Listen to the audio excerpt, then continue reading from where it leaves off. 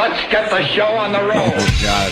That's the worst intro I've ever heard. What happened? I hope they didn't spend too much time on that. What happened? Back to the drawing board, boys. That was lackluster. Oh, my God. I was hoping for a grand new opening. Oh, yeah. With pomp and circumstance. Yes, a lot of pomp and circumstance. The same basic feel as the old opening. Right. But with different things. There's no energy in that. No, it's just kind of, there were funny lines, but All right. back to the drawing board. Opie and Anthony, Hi. who told you that Balloon Boy was a hoax from the beginning? This very Who program. told you? This very program. And then the stupid media took, 3 days to finally catch up with something we said? No one realizes this show has a bullshit detector. It's a built-in bullshit detector. And we know. Friday, I hope you guys were listening. We're yelling and screaming at all the local news readers saying, this is a fucking hoax. Just one stupid network. Go with it. Yes, remember? say it's a hoax. We said just go with it. It's obvious. You got the kid puking because he's got a sour stomach. You got you got the kid also saying we did it for the show, or you said we're doing it for the show. Yeah. The father's acting was horrendous. He's sighing, which is a tell that you're like, oh fuck, I'm in deep shit here. So what do? You usually. I think you would have prepped the little bastard better, too. Well, he's 6 years old. What do you expect from a 6-year-old bastard? He said we did it for the show. Yeah, I don't expect exactly dummy. amazing acting, but I would expect a little more than that. A little rat. Well, how about this? If you're going to do a publicity stunt in a hoax, supposedly there's other people involved, maybe a network. Yep. You shouldn't involve the 6-year-old kid. Absolutely. You should all of a sudden have the kid hiding somewhere, but he doesn't know why he's in the attic. And then you tell the story. And so then when they question the kid's like, I went off and played, and I was ended up hiding. hanging out in the attic. Yeah. You don't actually have the kid in on it. Okay, we're doing this for a show. Right. So you're 6 years old. I hope you know this. Yeah. Have you seen other videos of this family? Not Have you seen really. some of the other ones? I've been watching them where the father's paying the kids $1 to pick up dog shit. Really? And the little kids are running around going, I got some shit. Like they're all cursing and stuff. I found it very funny. They're picking up dog shit with their bare hands, and their hands stink. And then one kid starts crying. It's like, he threw shit at me. Where's this clip? I got to see they're this. all over YouTube. All right, I'm going to go home and watch it, man. The kids are a scream. Now, they're saying they did this for a reality show, right? Or to try out so someone would, go, whoa, this family needs to be on TV. Little interest. I'm going to go out on a limb here. They get their reality show. You know what? Why not? They get their reality show. That's pretty. It's not going to be on family. one of the bigger networks, but I tell you, they get their reality show. They get it. They pulled what we call the Rupert Pupkin. Because, I mean, if the kids are running around picking up dog shit and saying I got shit, who doesn't want to see that? Yeah.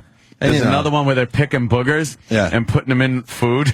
For real? And their brother's food. Nice. And their mother's food and shit. Nice. Yeah. Fuckers. They're hysterical little bastards. Who I really want to yell at is the sheriff. I picked up on this. So Friday, we left everybody by saying, look, someone, just one lousy news outlet say this is a hoax and start beating this family up. And none of them would do it. They were waiting for the cue from the sheriff. So I don't know By when the way, it was, saying that this wasn't a hoax. Right. That's the audio we got. So I think it was Saturday. I'm watching TV and a big press conference. So turn on the tube. Oh, yeah. And here's the sheriff from, I guess, 2 days ago. We believe at this time that it's a real event. Certainly people are free to speculate. They're free to be skeptical about it. But those of us in the law enforcement profession have to operate on facts and what we can prove and not what the public might think without any proof. He might not want a lawsuit either. Just in case, he's probably making sure that he's trying to hedge his bet. You know what, though? He should have said, we are looking into this to see if this is some type of hoax. They were giving the family too much of the benefit of the doubt there. Yeah. I mean, come on. You got the kid, like I said, puking, and he admitted on TV. Yeah. You said we were doing it for the show. Do it for the show. Why wouldn't you say in your press conference, that's very suspicious to us and we're going to look into that further? Yeah. Not at this time we believe that this was a real event. Yeah, don't say that. You can even say at this time we believe it's a hoax. And then Say either one. Then the sheriff continued 2 days ago. You know, the suggestion to us that perhaps this boy had been coached or coaxed by his parents to hide and remain still in this attic for 5 hours during the duration of this event just seems inconceivable. It seems much more likely that the boy was in fact frightened because he somehow thought that he was responsible for this device becoming untethered and therefore decided to hide. That seems like a very credible story. Oh, God. Stop it. Did you think that at all, Ant, when this was going down? No. I immediately thought hoax. Especially when they said this guy had been on a couple of, reality shows and things like that. Yeah. It's like, oh, just stop it. And that wacky balloon with the wacky little thing on the bottom. It wouldn't even hold it. It can't hold anything. Yeah, it can't. It could barely float with its own weight. All this stuff, and the news isn't saying anything about it. Now they are. Now they're brave because now they know it's a hoax and a publicity stunt. So now watch the coverage today. Oh, real brave. Is that supposed to be the video of the thing actually becoming untethered as the kid is in there and the family's freaking out? Yeah. The Is that what acting that's supposed to be? The acting's horrid. Yeah. Look, they're there, and then the mother. They're like, oh no, wait a minute. I think little Falcon's in there. And then they're, wait a minute, where's the kid supposed to be? In the actual balloon? In that little bottom part. What bottom part? That little thing hanging off the bottom, that little A cylinder. little cylinder, yeah. You can't have a kid in there. Of course not. This is the dumbest fucking thing that they bought. You left me anyhow, and then the taste. I don't know. The audio sucks on that, right? It's just somebody's mix, I think. Oh, really? Yeah. All right. So there's the sheriff, and then finally, I guess yesterday, he changed his tune. Oh, did he? It has been determined that this is a hoax, that it was a publicity stunt.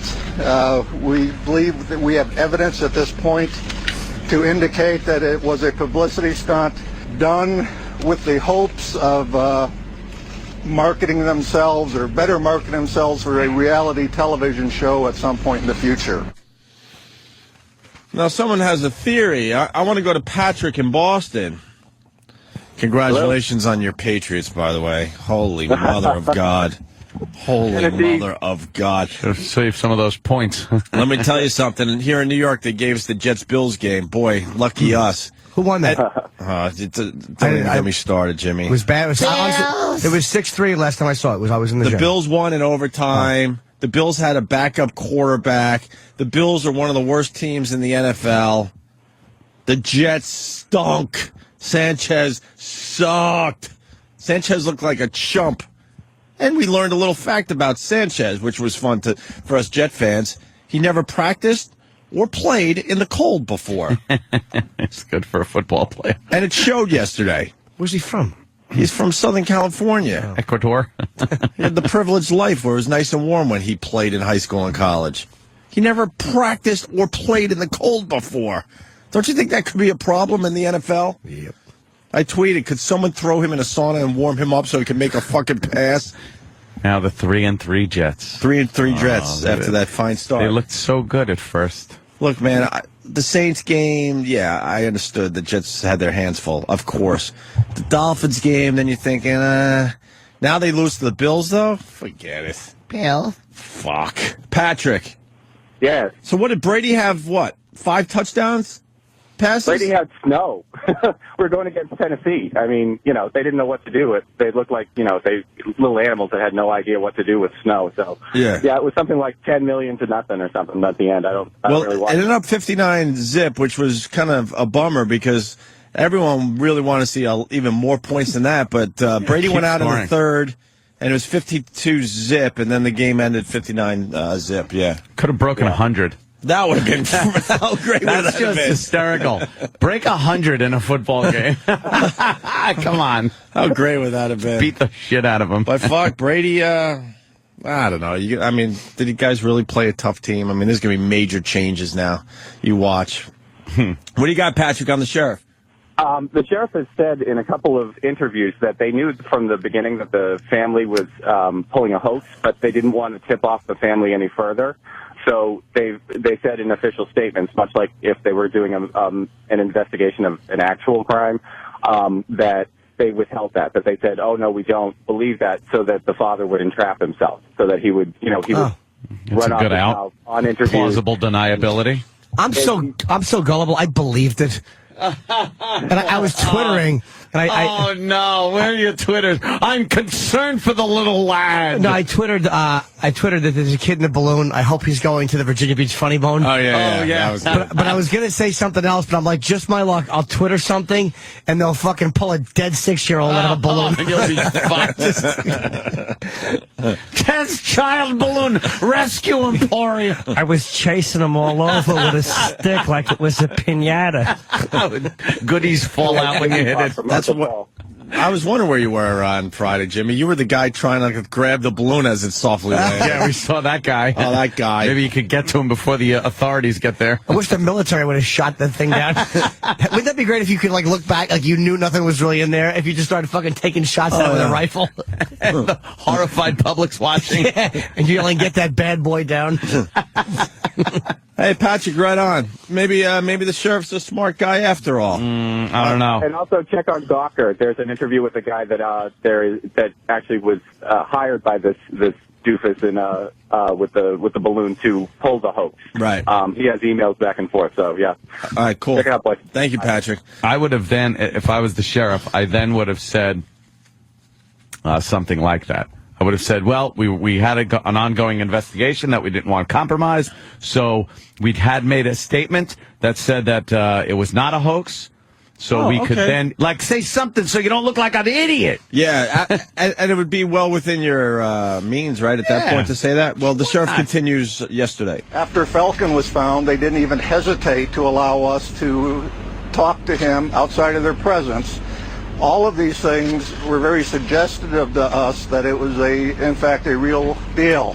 If somebody was trying to contract or somebody were trying to make something like this up, we certainly would not expect them to give us the access that they did or the level of cooperation. Again, after the fact, we have since learned, as many of you have, that these people are actors. Not only have they appeared in several reality television shows and on YouTube's, we have since determined that, in fact, they met together. The way that they met and established their relationship was in acting school in Hollywood. So needless to say, they put on a very good show for us, and we bought it. Oh, my God. Are you kidding? Ugh. The interview with Wolf Blitzer was so obvious. Yeah. Ugh. Do you know who kind of picked it? I'm telling you who I think suspected it was Fox. I want to say it was Shepard Smith. Or who One of the guys over there definitely said something, yeah. And Fox said a boy possibly in balloon, and he was the way he was talking, you knew he smelled bullshit. When he said, I think this is a bunch of bullshit. Well, he said, I hope they get a mule to kick that cocksucker's teeth in. I was like, that's inappropriate, sir. It's got to be a hoax. But I think he just didn't want to say, this is crap, just in case they pull a dead kid out of there. Yeah. Yeah. I would get all frozen from being up too high. Brr, I'm cold. And finally, here's the charges. We believe that at some point we will be presenting a case filing to the district attorney recommending the following charges. Conspiracy, contributing to the delinquency of a minor, which is a Class 4 felony, false reporting to authorities, which is a Class 3 misdemeanor, and attempting to influence a public servant, which is a Class 4 felony. All right. How could there be a misdemeanor filing a false report? How is it a Class 3 misdemeanor? I don't know how that should work. Lying to the cops like that? But I mean, yeah, but then once you get conspiracy in there, now that's the problem. Yeah, messing with the authorities, they're in deep shit now. And then they say perhaps some restitution for the search, where I think a Black Hawk helicopter is something like $4,600 an hour to run. Oops. And that was up there for quite a while. And there's a couple other copters and the ground crews. And this guy could be in for quite a few bucks. Oops. Yes. He's got his reality show. Yeah, here he's you not go. He's not going to be getting paid for it. You broke-ass motherfucker. Eagles lost to the Raiders. That was brutal for everybody in Philly. Raiders aren't that good this year. No. And the Eagles lost to them. And then what they did here in New York, were you watching the Baltimore fucking Minnesota game with Brett Favre? Would they put Heidi on? Heidi. See, that's an old Jets. Oh, very good. No, I didn't see that. So, Brett Favre is undefeated, won again. This game was amazing, going down to basically the last second. 2 minutes left in the game. It's 4 o'clock, 4:05. They go, due to contractual fucking things, one of those. we have to go to the Bills-Jets games. Jet game, and I'm a Jet fan. I'm like, fuck that. I can handle missing the first few minutes of the Jet game. This is the best game of the week.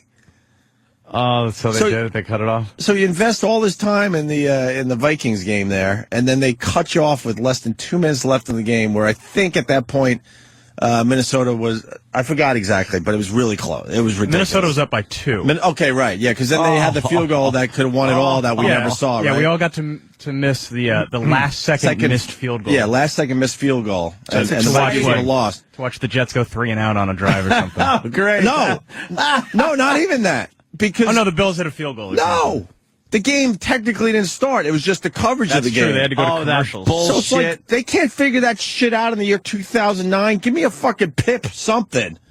Pip. Give me a pip. Hey, Pip. I need Come on. a pip. Give me a Pip. It's like, why even have the game on if you know at 4 o'clock you're going to just dump it anyway?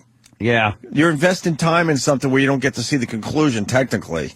It's true. You'd probably find it on the line somewhere, So as it's going. But at that point, it's so, like, it's happening so fast. You got run to your computer, Right. try to dig it up. Yeah, and then you see at the bottom they're showing the clock, count down in that game. Yeah. Pretty much before they even, started the Jets Bills game. And they had to start with a commercial too, by the way. Yeah. So like we're going to leave this game to join the Jet Bills game. But first, these words from our that's the important sponsors. part. I was like, great, cash. thanks. They got to make the cash. Right. And then, of course, the Yankees, 2-0. Now they're going back to they go back to Anaheim with the old Angels. Angels, wow. Kind of an error-prone little team there. They kind of they get a little nervous, I think. But the Make Yankees, a couple of mistakes. Yankees were supposed to win their home games there. So What? No. Bullshit. That's how it always works. Yankees supposed to lose that second one. Supposed to lose that second one. The you- Yankees should have lost that second one. Fuck that shit. First of all, the goddamn stupid first base ump blowing that fucking Jeter call. The guy was safe as a motherfucker. Even watching on TV without slow-mo, you could totally tell that Jeter was completely safe. Fucking safe. I mean, it happens too many times. The cameras are so goddamn good now in baseball. I remember watching my grandfather watching the old Mets games. He'd sit there in his chair with the remote going plink, plink to change the channel and just talk about how the Yankees are a bought team. The Mets, the Yankees are a bought team. And he'd watch the Mets, and it was one shot from fucking behind the pitcher. That was it. And that was what you got. Now it's like, you see, hey, let's look at the pitcher's grip on the ball, and you see the fucking threads on the balls right in his hand. So all these shots now, they could freeze these shots where you see the ball makes contact with the guy's glove. Is the foot on the bag yet? Or vice versa, the foot's on the bag. Yeah, they don't need the umps ball's not anymore. out of the glove. Not in the glove yet. And that one wasn't even one of those weird fucking it was pretty close. And Yeah. he was so obviously safe. Yeah. Safe. It's just dramatic. Of all the dramatic things. No, I mean, but the Yankees, they said they faced them twice. Both times, Yankees won the first game. They had to lead in the second game, lost it, and then lost the series. The Angels terrified me, and I couldn't believe they won the second game. Let me tell you a little bit about why they won. Mr. October. A-Rod. Gotta say it. Yes. Mr. October. The new Mr. October after being a bum Who saw the last this? few. I know. Who saw this bum? He was Mr. June for a long time. Yes. And the guys just come up. The one thing Yankees have are fucking, they got the bats, which is great. And pitching, not shabby. I haven't followed his Melky Cabrera. Just seems like the milkman delivers. all he does is hit ground ball double plays. Well, I'm starting to watch again now because they're doing well. I'm bandwagoning back on. I was gonna bring that up, Jimmy. I noticed that. Yeah, It's hard not to. It's kind of hard not to. I like Girardi. It's like I like the way he's running the team, and it was like, occasionally the milkman delivers. I didn't even realize. I completely forgot that Girardi played under Torre the first year Torre was managing. I wouldn't know. It's fucked up if it turns out, Girardi looked that played good, with but- Jeter. And and Rivera Rivera and Posada. and Pettit.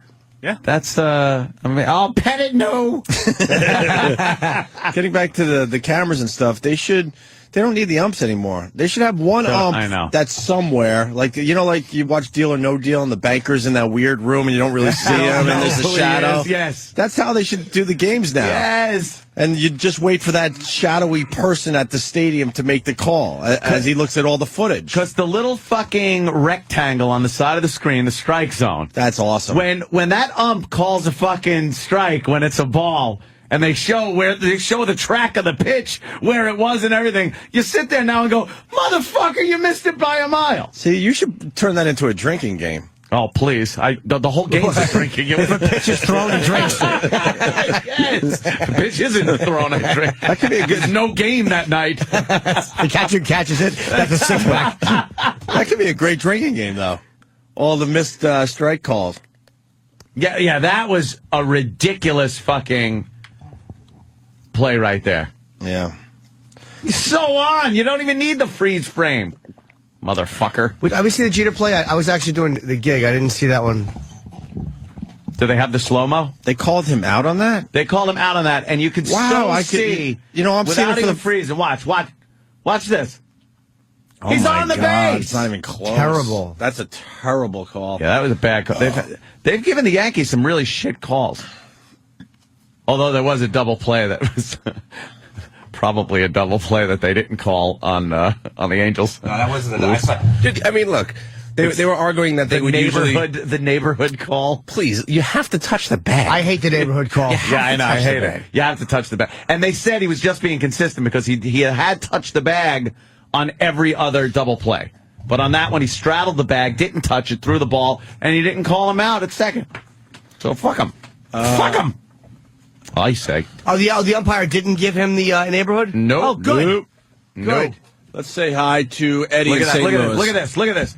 How you guys Bag! doing? I just wanted Not to even a couple close. things. First thing, I wanted to get your opinion on a potential Yankees-Phillies matchup. My old man's from the Bronx, man. I'm a Cardinals fan, but he told me that's the only team that scares the hell out of him. Also, there's a lot of talk here about that choke artist piece of shit, Matt Holliday, potentially going to the Yankees or the Mets. Oh. So, I mean, I don't know. It confuses me. Also, the third thing is that the commissioner, I really have no faith in this guy. It's like you guys have been saying, the high def and the sports replays, there's no reason why there should be a bad call ever I agree. again. Yeah, it really, especially in playoff fucking ball, it's too much power for the umps to not even have the capability of arguing with these motherfuckers and saying, look, this call, they never reverse their fucking calls, and sometimes it's blatant. It's fucking blatant, and they're just around the field. Fuck you. I said it. It's law now. That's the umpires union. There should be like a play like safe and out. You should absolutely get a certain amount of appeals. Balls and strikes, you really can't because that's no. I know it's so subjective as to the batter's height and the ump. They talk about consistency. Yep. If he's calling high balls strikes, then he's got to call it that the entire game. Yeah. That's kind of hard to argue. But a play like that at first base, where obviously he's safe. Yeah, that was a key fucking play. They were out on that one, and that was it. Well, they're going to have to figure something out because it's becoming more and more obvious that the technology is making them look stupid. Yeah. I mean, this freeze frame, you couldn't freeze frame when we grew up watching, and we were watching baseball. See that? You were lucky you got a replay, a fuzzy fucking replay. And when they did, from 10 miles away. But when they did finally figure out freeze frame and all that, it was blurry because they couldn't really go frame by frame yet either. It was more it was very blurry. It was like a smear thing, if you remember. You couldn't see the ball. It was just a fucking Right, it wasn't digital bullet. and all that shit. Now it's completely frozen. It was in some place. guy trying to push pause at the right time. I think here. And now they could go whoop, whoop, whoop, whoop. Yeah, now it's perfect. Whoop. 2 seconds later, they got a high def. Fucking the ball doesn't even have it. You could read the side of the fucking ball. Not only that, but like the amount of replays that they can go to at any given time. I have no idea how they do that. So many angles. Like the Angels pulled, I think, like 4 double plays like in consecutive innings, and so they just go, so 4 double plays. Let's take a look at some of the other double plays, and like they just had them all ready to go at a drop of a hat. Like I just don't understand how they do that. How about the produced highlight reel of the game you're watching? Like there's somebody putting together with music and fucking the big plays and everything, right up until the last one that was made before they went to commercial. But there's just one guy. That's his whole job, though. Yeah, but he's just sitting there building that as they go. But you know, like, something like that back in the day. When there's like a really long at bat, it's like 9-10, and then they show you the pitcher progression. Pitch, yeah. So I mean, like, how'd they know that was going to be a long at bat? So some guy just has to do that every batter. Yeah, they do that. Absolutely. What's really impressive is when they say coming up next inning, and they show you. Yeah. Let me see. Let's say hi to Matt. What's up, Matt? Hi, OP. Hey, Matt. What's going on?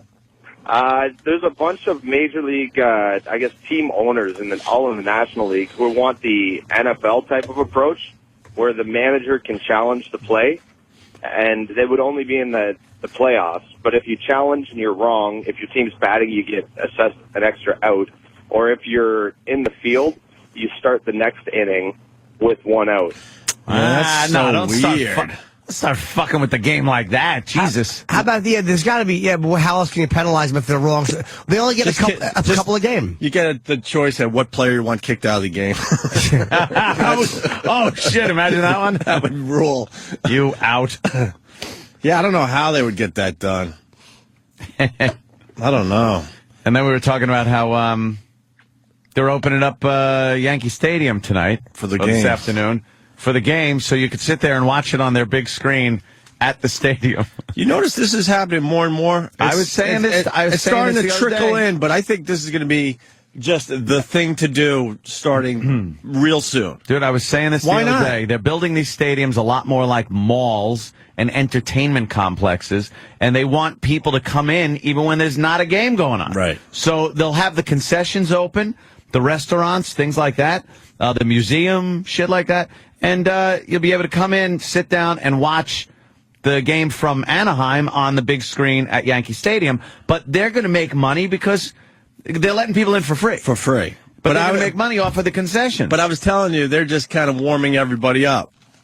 They're getting you hooked. It's like the crack man. Here, try a little. Here's a free seat for you. Yeah, here, try this. Here's a $10 beer, motherfucker. And then you're going to be sitting in that stadium going, you know what, this ain't bad. I'm going to do this every fucking time now. This is nice. And the Yankees are taking notice, and they're going, all right, now it's time to charge. Yeah, maybe charge a little. It'll be a low fee. Like, I bet you they get you for $20 a head to go in there. Sit there, watch the game. In front of it, Stroll around, go to the Hard Rock in there.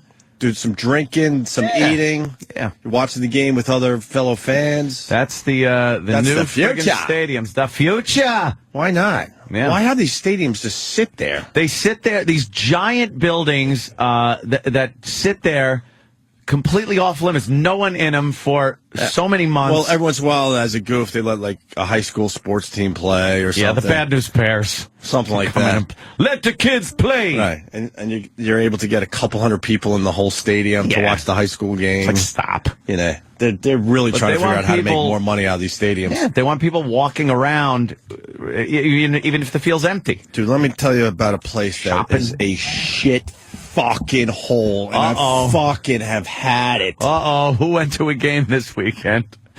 I'm going to start something on Twitter that's going to be ugly, I think. I am sick of going to the Nassau Coliseum for New York Islanders games. The place is a shithole. because, my wife's from Philly and stuff, I get to go to Philly and I've been to a few Phillies games, the fucking Flyer games. Mm-hmm. It's sick, the presentation that's going on. This place is a shithole. The food sucks, the seats suck. My back all day yesterday was aching. The seats suck. They can't even, throw us a bone and pad up the seats a little bit. Something nice. The place is a shithole, and I've had it. You know what? You feel like you're watching a minor league hockey game. Well, you kind of feel like that when you're watching the game. No, anyway. I understand. Trust me, I understand that. But I lived in some of these places where you didn't have professional sports, so you had minor league. Like I lived in Rochester, and Buffalo had their minor league baseball team and whatnot. And honestly, it has that same feel. It doesn't feel like a professional fucking team. Is that just because, put it this way, if the Islanders were really doing well or at least mediocre, don't you think maybe they'd put a little more into saying we need a new fucking arena? They've been trying to get that done forever. I don't know what the fuck's going to happen. I don't even know. You can't even figure out what the hell's going on with that anymore. It's an awful, old, dated piece of shit building. They have these little smoke machines when the players come out, that just go. That's their big special effect. And I've been to arenas where they have indoor fireworks, and the Islanders have. And the smoke is just making everyone cough because it's just horrendous old school smoke machines that poof a little smoke as the Islanders go through. Oh, sounds great. That's how they intro the lineup every day. I don't even remember the last time I was at the Nassau Coliseum. Dude, it could be 20 years. Just go. It's horrendous. I have no reason to. It's freezing in there. Yeah. I understand you got to keep the ice rinks a little colder. No, I think the newer fucking arenas figured it out. They figured it out a little bit. Cold, but the people warm. Right. You sit there. And you have your coat on the whole game. It's like this. Do you really? Yes. It's old school. You don't really have to, I guess. But it is cold. You definitely notice that there's a bit of a temperature drop. Yeah. It's just horrendous. And once again, the ice ruins it. And I was sitting in front of it. I was sitting in back of a big, fat, fucking San Jose Sharks fan that I tweeted some videos that are pretty good. Oh, yeah? She was so goddamn obnoxious. Goddamn obnoxious. What is unsexier than a woman in a sports jersey? I know. Or a sports coat? She's drinking. Fat pig. She's drinking and just the whole section's like shut the fuck Getting up. Belligerent. Yeah. Could you go to my thing there? I want to see her big fat back. Nice. Did she have a wide shoulder to shoulder? Huge. And she was sitting by herself. She flew in for the game. She's one of those fans. Ugh. Go down. That's all my jet and nonsense. Right there. Go to the first one. Go to the other one. There we go. This is San Jose Sharks. Shut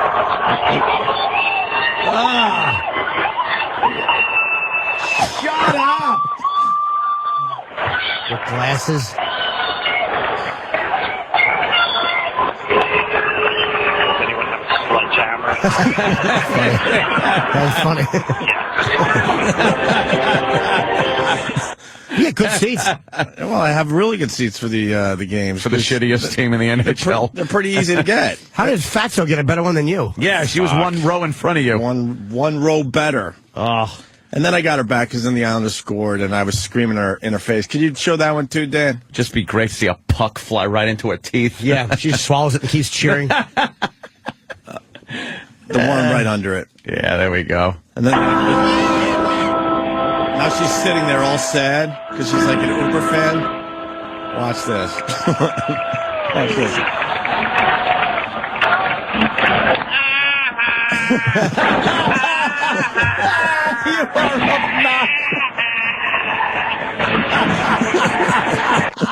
You are obnoxious. You are obnoxious. We were going at it the whole fucking that game. Bitch.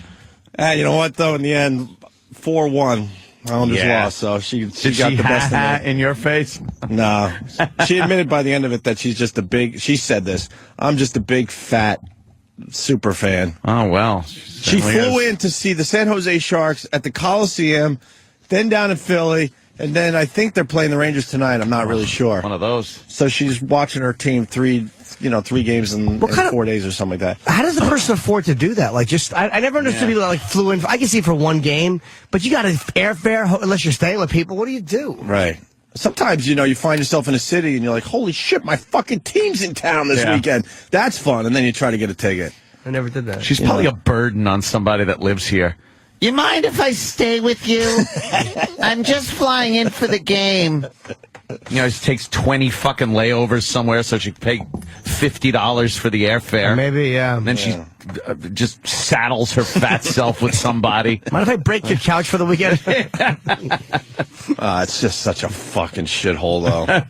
Really so is. depressing. There's rumors that the Islanders might move toward Citi Field because they might build another stadium or arena over there. A little further out. There's rumors that they could be part of the whole Brooklyn thing. Look, go somewhere where we can get a nice arena and and maybe feel like we're in the NHL. Maybe some subway access too. Right. Like that. If it was by Citi Field, something like that, you get some subway access. Now you're getting people from the city and Jersey can enjoy the game. All kidding. Instead of having to drive out the middle of Long Island. Right. Yeah. All kidding aside, man, I mean I love my hockey, but I'm just about done. I'm just about fucking done. You've been something, if the Islanders ever start doing well, you will never ever be told that you are a fair weather fan. Oh no, I've been hanging in there for a long fucking time. But you've been latched onto this shit team, and I mean the show. And they don't even. And we just have had bad. Yeah, really. They've had bad breaks. They don't know how to build a team. Every year the team is almost completely different. Rick DiPietro signs, I think, what was it, a 15-year contract? He's not even on the roster this year officially. 15 years. He hasn't played. What He hasn't played in, I don't even know, almost a year. What's wrong with him? He had all sorts of fucking surgeries on hips and knees, and he's a fucking mess. And he signed for 15 years for a sick number. Yeah. All right, we should take our first break. What else are we talking about today? Certainly. I guess we'll figure out. Yeah, what else happened over the weekend? There's a lawsuit. Yes. What? A lawsuit with Reverend Al and but also Rush Limbaugh. Another racially biased one. Which I'm actually on the side of the people who put the lawsuit in, filed it. Oh, really? Yeah. That biased not on against their that club. Oh, now I've heard other things. So, okay. Oh, really? Maybe we'll go get at into it. that. Maybe me and Absolutely. Jimmy will come to fisticuffs. Yes. If not, either that or maybe we'll just kiss really deep. Yes. Oh. 2 hands on the back of heads. That's so disgusting. Would it bother you more if we were kissing if I was holding your head, if I snaked my arm around your waist as well? I want to put my hand in the middle of your chest. That's disgusting. Yeah, 15-year deal, $67.5 million for DiPietro, and he's not playing anytime soon. How much? How many millions? 67.5 for 15 years. Yeah, just How do you sign a player to 15 years? 15 fucking year contract. You know what happens over the course of 15 fucking years? Jesus. Someone do the math for me and tell me how many games he's played in the last 2 years. It's mind-boggling. A girl goes from being born to being over the hill. Robin in Detroit. It was in 10 years. Hi, guys. How are you doing? Well, big news in Detroit this morning, I'll tell you that much. You had a little marathon yesterday, huh? Yes. cold 3 in the dig? people dropped dead within 16 minutes of each other. Wow. 3 people dropped dead at the Detroit Marathon. Now, why is that? Bullets? You know, What I know. happened? I was thinking the same thing, but one guy was 26, a 36-year-old running on his birthday, and a 65-year-old all dropped dead in this fucking town. They all have 6 in their names. Got something to do with the devil. Wow, Yeah. man. But I was going to say, here in Detroit, they've been doing the Arena Vision thing for the Pistons and the Red Wings for years. It's an absolute blast. And they show them at movie theaters as well. So Really? Yeah, it's great. Yeah, I think everyone's going to do that officially. I thought they just show it on the side of a monolith. Well, and what about those Lions? Fucking, we're 1-25 for the last 26 games. Ay, caramba. Wait, is that true? Yes. The Lions are 1-25.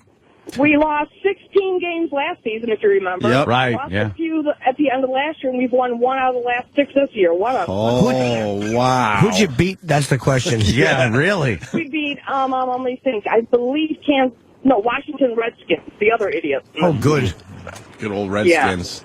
They'll be changing their name, I'm sure, right? Yeah, so say some prayers for this town, for God's sake. No. Yeah, you guys are having a rough run there. It's done. Yeah, we are. You should just fucking move, man. What's keeping you there? I got a great job here, and I love living here. What are you, a coroner? Yeah, I'm in ballistics. Fuck you. Man, I just started the thought process of some great What are you job, gonna do? and you had it. I hadn't even brought up the mental Google search of awful jobs yet. Hey, Jimmy, Yes, madam. when are you going to come to Detroit? When you win a game. Oh, no.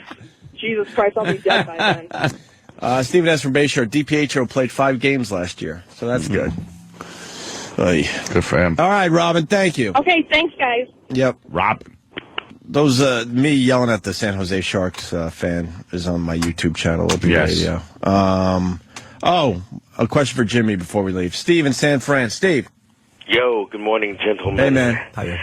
Jimmy, Hello. I know you're experimenting with your lady, and you're branching out into the femdom area, looking for nasty things. That's creep. And I have 2 separate girls trying to take me over one area, not exactly where you went, but they both want to ask me to submit to this, post-orgasm sensitivity thing.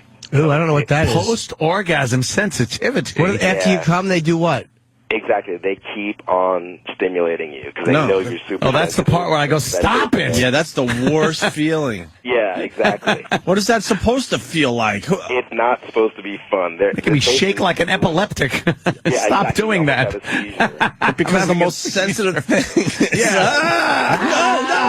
No, my legs are kicking. Exactly. Don't touch it. Don't touch it. Don't touch it. Exactly. I don't get that at all.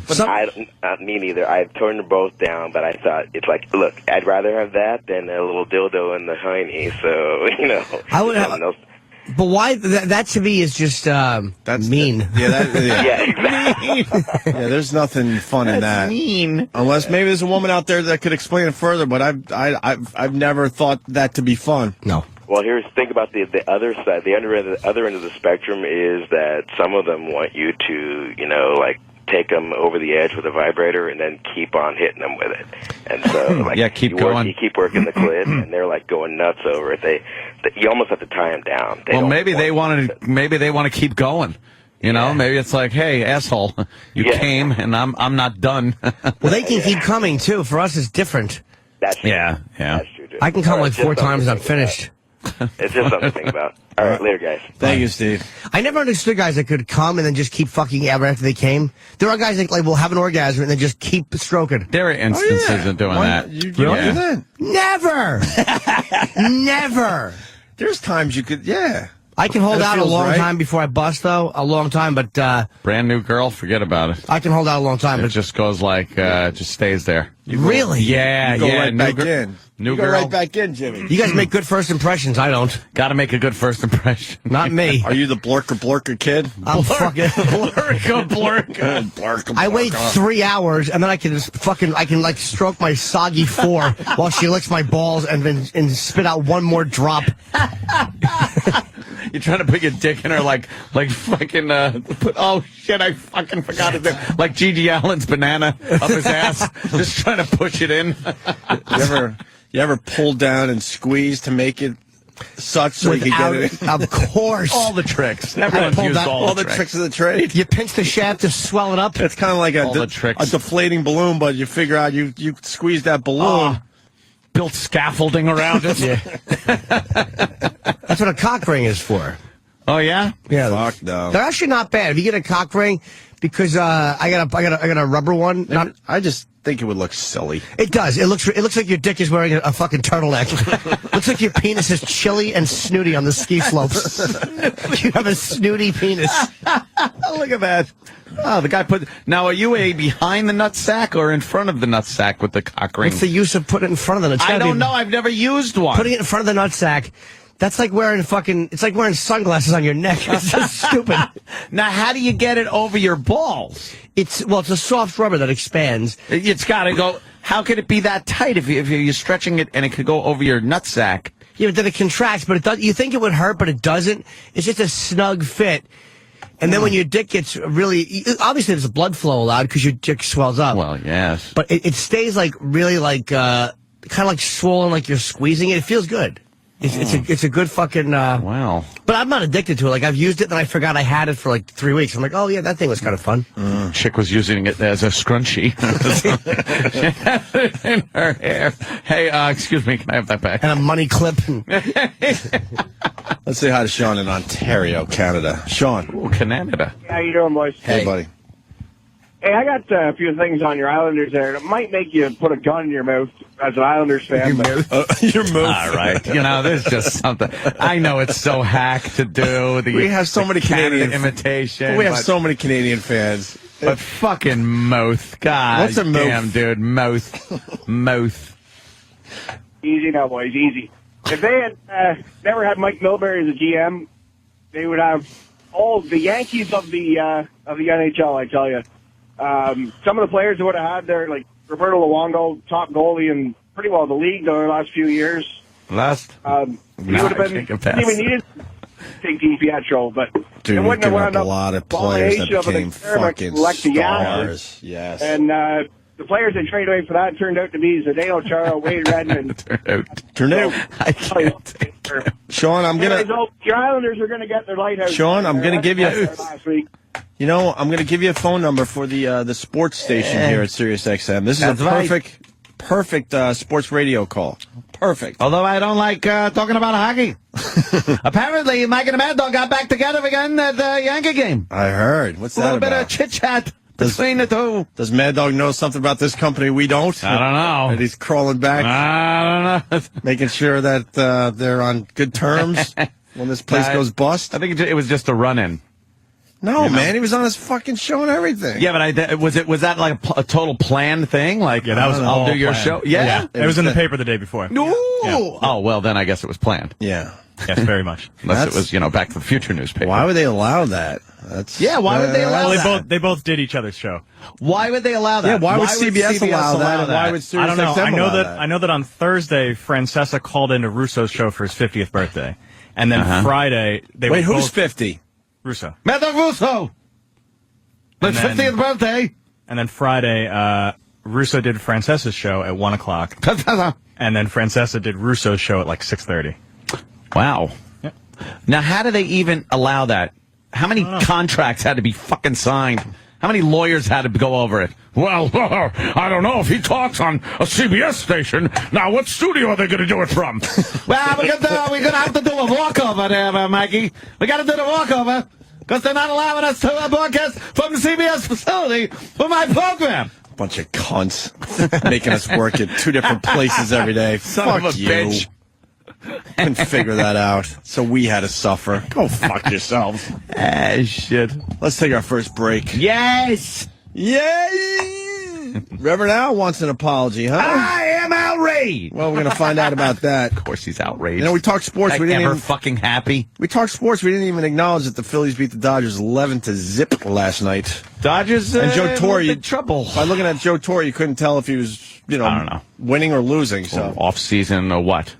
Doesn't matter. He just sits there. No. And is Sharpton ever happy? Yes, he was on April 29th of 92. I believe he was happy.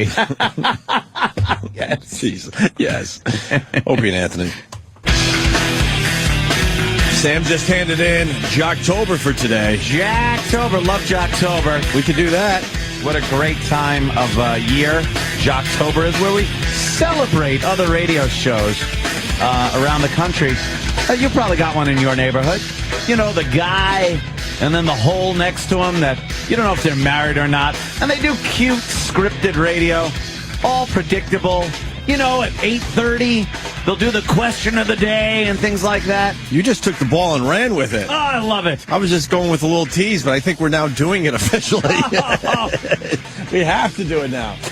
Yeah, they do the Battle of the Sexes. Yeah, all those fun the things. Q of the D. And, and you know, they what's the other one they do where this item is hard and goes in your mouth, and then you got to figure out, what could it be? See, it's not a cock; it's like a toothbrush or something. Yeah, that dumb shit. There's one of those shows in every city in America. All right, I guess we're doing it. Fuck it, Jocktober. Yeah, let's do this. Who are we looking at today, there, Sam? Well, today we're going to Tampa Bay. To listen to Tampa Bay. Chad and Christy. Chad and Christy. This sounds like an all-American kind of team. Not only do they sound like they might be married, they're married this time. They are this time? They've married with kids and a dog. How do they hire married couples to do radio like that? Fuck. Do they... They must market themselves as a team. Oh, is that it? And they got the radio station was probably like, wow, we could get a married couple. I have to say this. Yeah. As much as I would have listened to you and your wife.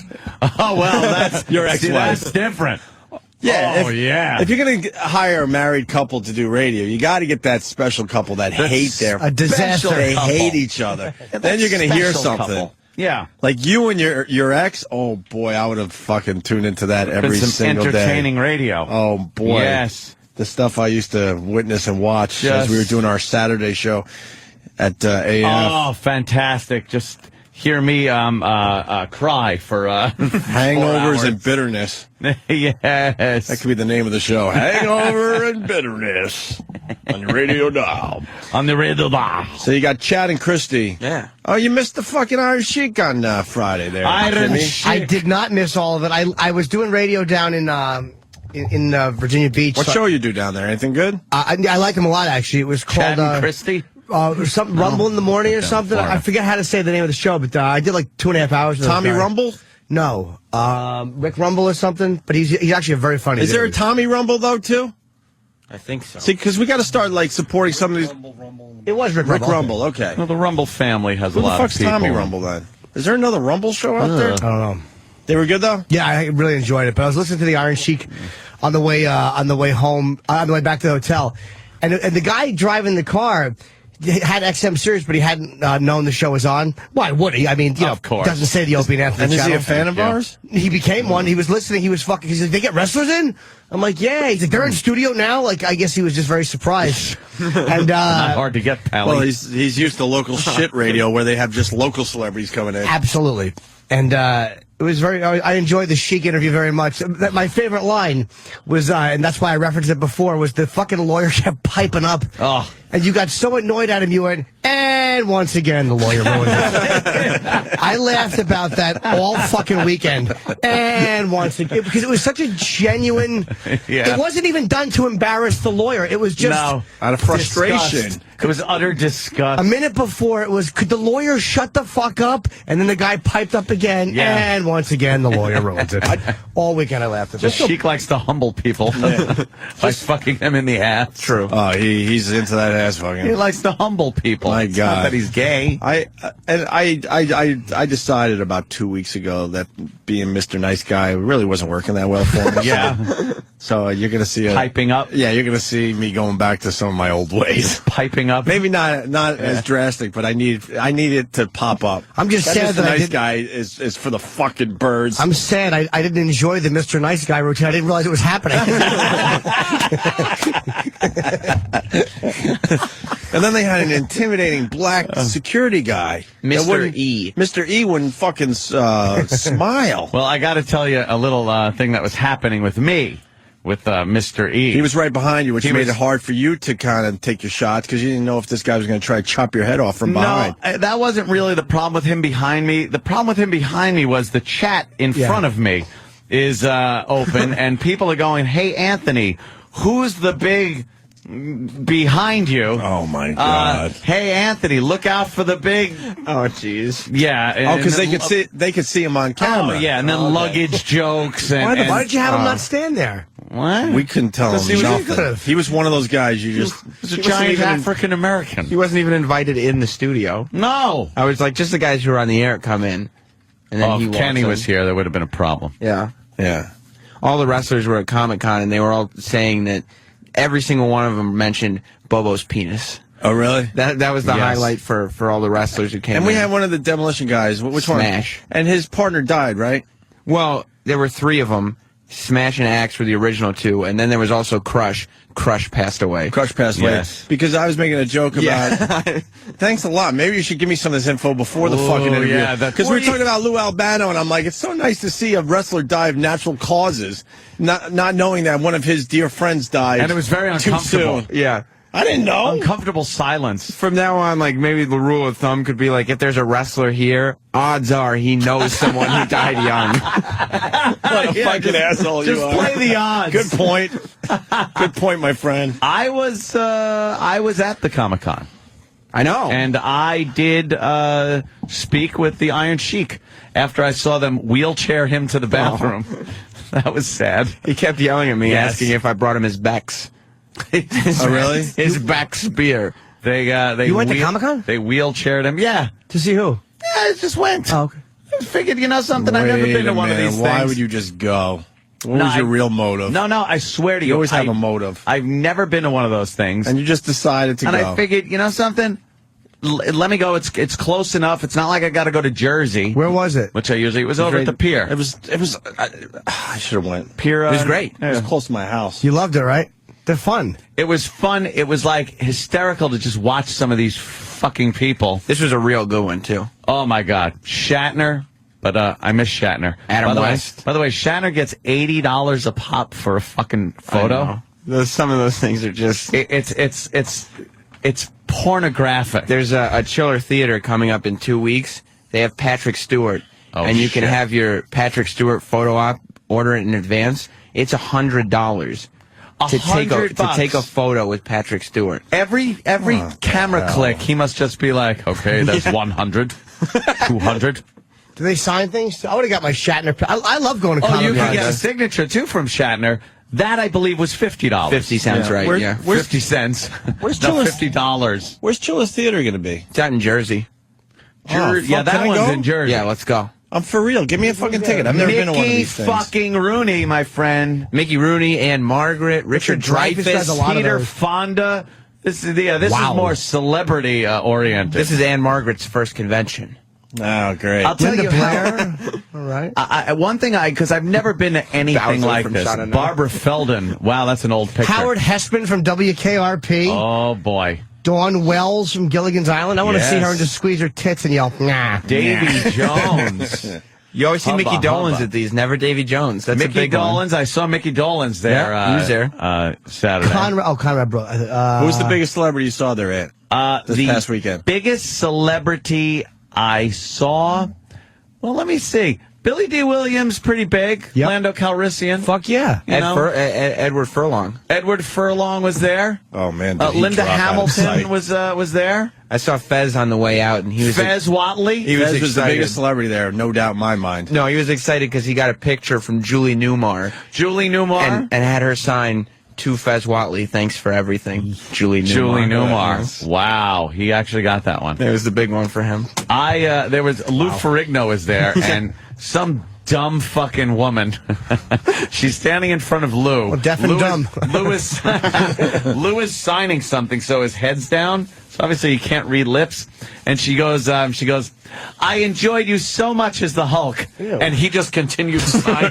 No clue. It's like, dummy, he's deaf. But did she actually just say that to him? I know, yes. What else could he have you enjoyed him as?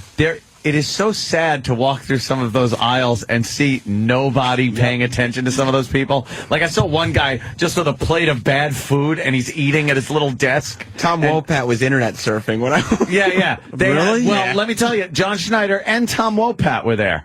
At the same time, right next to each other. Actual audio Yes, of their booth. Actual audio. And surprisingly long line for Ric Flair. Yeah, Ric Flair had a huge. That's not a line. Ric surprise. Flair getting a giant line for him. Oh, and by the way, E-Rock spoke to the people who do Ringside Collectibles, which is what Ric Flair was promoting the time he called up, and they are extremely pissed at this show. Very good. Very what happened? You know, remember Ric Flair called up promoting that Ringside Fest? Yeah. E-Rock and me pretended we were you and Anthony. Yeah, the franchise. Ric Flair and Ringside Collectibles are very upset with the show. Yeah, how about they take it up with us? You know something that hasn't affected my life? Really? Not at all.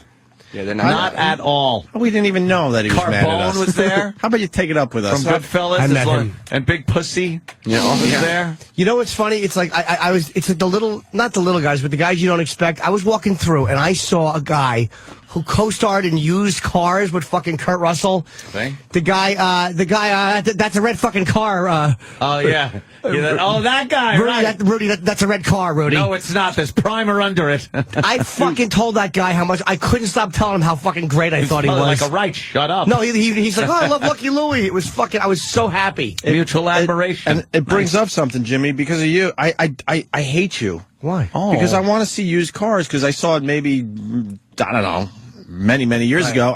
I want to see it because of all the references you make on the show. I can't find a I'll give it copy. to you. I have a copy. I can't find a copy of Used Cars. Can you bring it in tomorrow? Yeah, man. I just saw it recently, and I can't remember. I got how to do or where. Netflix or something. I got to start doing that shit. There's some very funny moments in Used Cars. Yeah, I know. I want to see it because you rave about this movie. Fucking big fucking Frank McRae pushing a little white guy. I don't want to look inside. Oh, just get in the motherfucking car. You know, it was great. Who's the black guy from Ghostbusters? Oh, the black guy. I just know him as the black guy from Ghostbusters. The black guy from Ghostbusters. Winston. It's He's the black guy from He was Ghostbusters. and in Oz. I saw him. BC? No, Leo Glenn, Warden Leo Glenn. I saw him walking into the concession area with a "Who you gonna call?" Get the Ghostbusters fuck shirt outta here. on. No, he didn't. And then that's just for when he's walking around. When he gets behind the his little counter to sign things, he puts on the jumpsuit. It was the 25th anniversary. Yeah. There's not enough money. Who are you going to call? My agent. Dude, would you rather live like in a shanty town than do that? Shanty town. You gotta have some fucking pride. It's man. a little embarrassed. Like I said, there are some people that are just like a Playboy playmate from fucking forever ago, But to be known for one thing, and then you're putting on the fucking uniform. And then the kid that was Boba Fett, it was Jango Fett's kid. Yeah. He was there, and he's like grown up now. Yeah. He doesn't even look like a little kid. He doesn't look like him. It's like they could put any kid there. Yeah. Doesn't matter. I can't wait to go to this pathetic fucking event. Well, they're fun. Dude, you'll No, love I'm going. Ernie Hudson. I'm going. Ernie Yeah. Hudson. Oh, he was in fucking Harlem Nights. Wasn't he in? Of course, he was in a few things. Great but, Santini? But who are you going to call? I'm going. He was the Great man. Santini. He was Toomer. Yeah. Didn't matter. Him and Lou Ferrigno both gave me the old passaroni for an interview. No, thank Really? you. Yeah. Ernie, there he is. Ernie Look. Hudson. There he is. That's Look, Ernie look. Hudson. See? He's Thank you, in his Rick and Rocco. jumpsuit. No one's listening to me, but that's Ernie Hudson. When's the other one? When's the next one, Sam? The weekend of Halloween. Yeah, Like 2 weeks. We're I'm going. in town. We're going. Let's God, Why go. did I say Let's that? go The to show that. would stop. Let's go to that one in Jersey. Who and cares? We'll go to that one in Jersey. Where is it? Secaucus or Cherry Hill? Cherry Hill, I think. That's We're not going to that one then. Might not be Cherry Hill. Cherry Hill's way Is the it in fuck down Secaucus? there. Parsippany. Parsippany. It's near Parsippany. Secaucus. It's not far. Okay, we'll do that one with you. All right. Caucus. All right, we'll figure it out. Parsippany? We going on, what day is Dreyfus and Mickey Rourke there? Saturday. Let's go to Saturday. We got Shatner Larry. left out before an hour also. Before an hour was up. The thing went from like noon till 7, if you could actually hang around that long and in that atmosphere. And Shatner left before 1. They had all the pictures that he took laid out on the table for people to pick them up, and Jess and me were looking at him. He didn't smile in not one picture. No, he just looked he's bored. miserable. There's one picture of a big, tall, fat guy in a Star Trek shirt next to William Shatner. Oh, God, and no Shatner kidding. couldn't have looked more miserable. Why is he doing it then? He don't need the money. He gets paid a lot for those Fuck things. yeah, man. Let's say you do Yeah. he couldn't do 1,000 an hour, but let's say you do like 100 and And then Well, he I gets think paid just for being there. Yeah, I think they get paid the appearance fee, and then the company who pays him makes all the money for the photos. Makes the money for the photo. So he's got a huge appearance fee, I'm sure. All right, let me say hi to Larry It's King. amazing. Oh, and the black guy from the Warriors. Of course. Was there. Had to bring that up. There's a lot of people there. Yeah. It's great. Larry! Hello. Hi, Larry. Larry. I just wanted to let you know you're pronouncing it wrong. It's Lou Ferragamo. We all remember. All right. Lou Ferragamo. Fine. You played the Hulk. Dummy. All right, so we go back to what, October? Yeah. Back to Jocktober. And it was Tommy Rumble. But I think Tommy, I'm getting info. Hold on. Poor Tommy. Erin in Virginia Beach. Hey, guys, how are you? Hey. Good evening. Hey, Jimmy, I saw you on Saturday. Great show. Lucky you. Dude, everyone is calling. We don't have Thank time you. to go to the phone calls, but just want to acknowledge it that everyone's saying that you just killed him. Were you at the early or the late show? I was the 8 o'clock show on Saturday night. The late show got stopped. I'm fucking killing. In a minute, by 30 minutes in, the lights all go on, the mic cuts, and you hear, the fucking smoke alarm went off in the building. And the way it's controlled is the mic's cut when the smoke alarm goes off. So the lights went on for 20 fucking minutes. This was like, Oh, man. totally stopped the show. I played with the crowd for about, I guess, 5 minutes. Then Kenny came on stage. He goes, look, it's going to be like 10, 12 minutes because they have the fire departments to come. So I told the audience, like, look, once this quieted down and everything, I'll come back up. So I've never had to do that in another show in 20 years. How long were you on stage before it happened? I was 30 minutes in. It was great. my The crowd God, was amazing. Just started to rock. It was fucking stopped the show. And then it finally, the noise finally stopped in another 5 minutes. So it was probably about 17 minutes I was on Did it stage. fuck up your flow? No. The MC went back up for like 30 seconds or a minute. Said, all right, we'll get it. I went right back up for another 20, 25 minutes. Crowd was amazing. That's one of the best clubs I've done in years. Wow. Funny Bone in Virginia Beach. Funny Bone, You'll be back. Cool. So sorry, miss. Go. Aaron, go. That's okay. I'm glad I saw the Saturday show, the 8 o'clock show then. Why? I'd like to go to a show where something like that happens. Just seeing something very different. Yeah, I wish someone had a tape of that because that was actually, that I'm was sure different. someone does. I got a picture with you, too. Thanks for that. I remember you. Ooh. Are you hot? I put my picture on his Facebook page. Oh, okay. All right. Well, salty.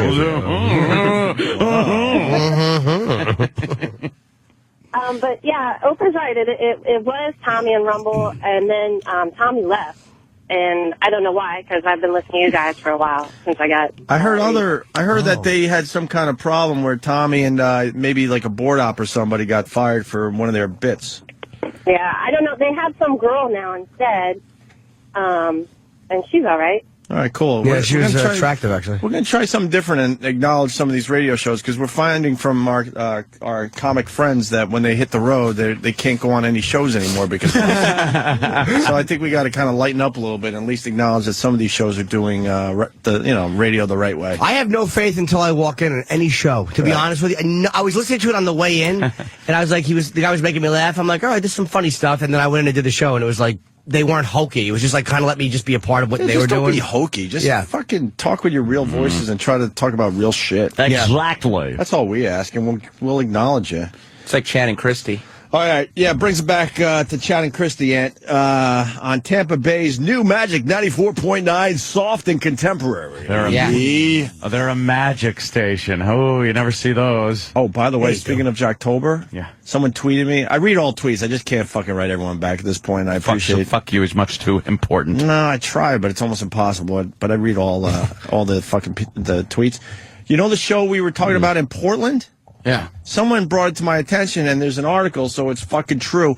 The guy we beat up, who, remember, his wife lives somewhere else, and Oh, she was on vacation or something. He said she was gone for 2 weeks or something like that, or a month or whatever. He's retiring, and someone wrote, I think you guys might have got him.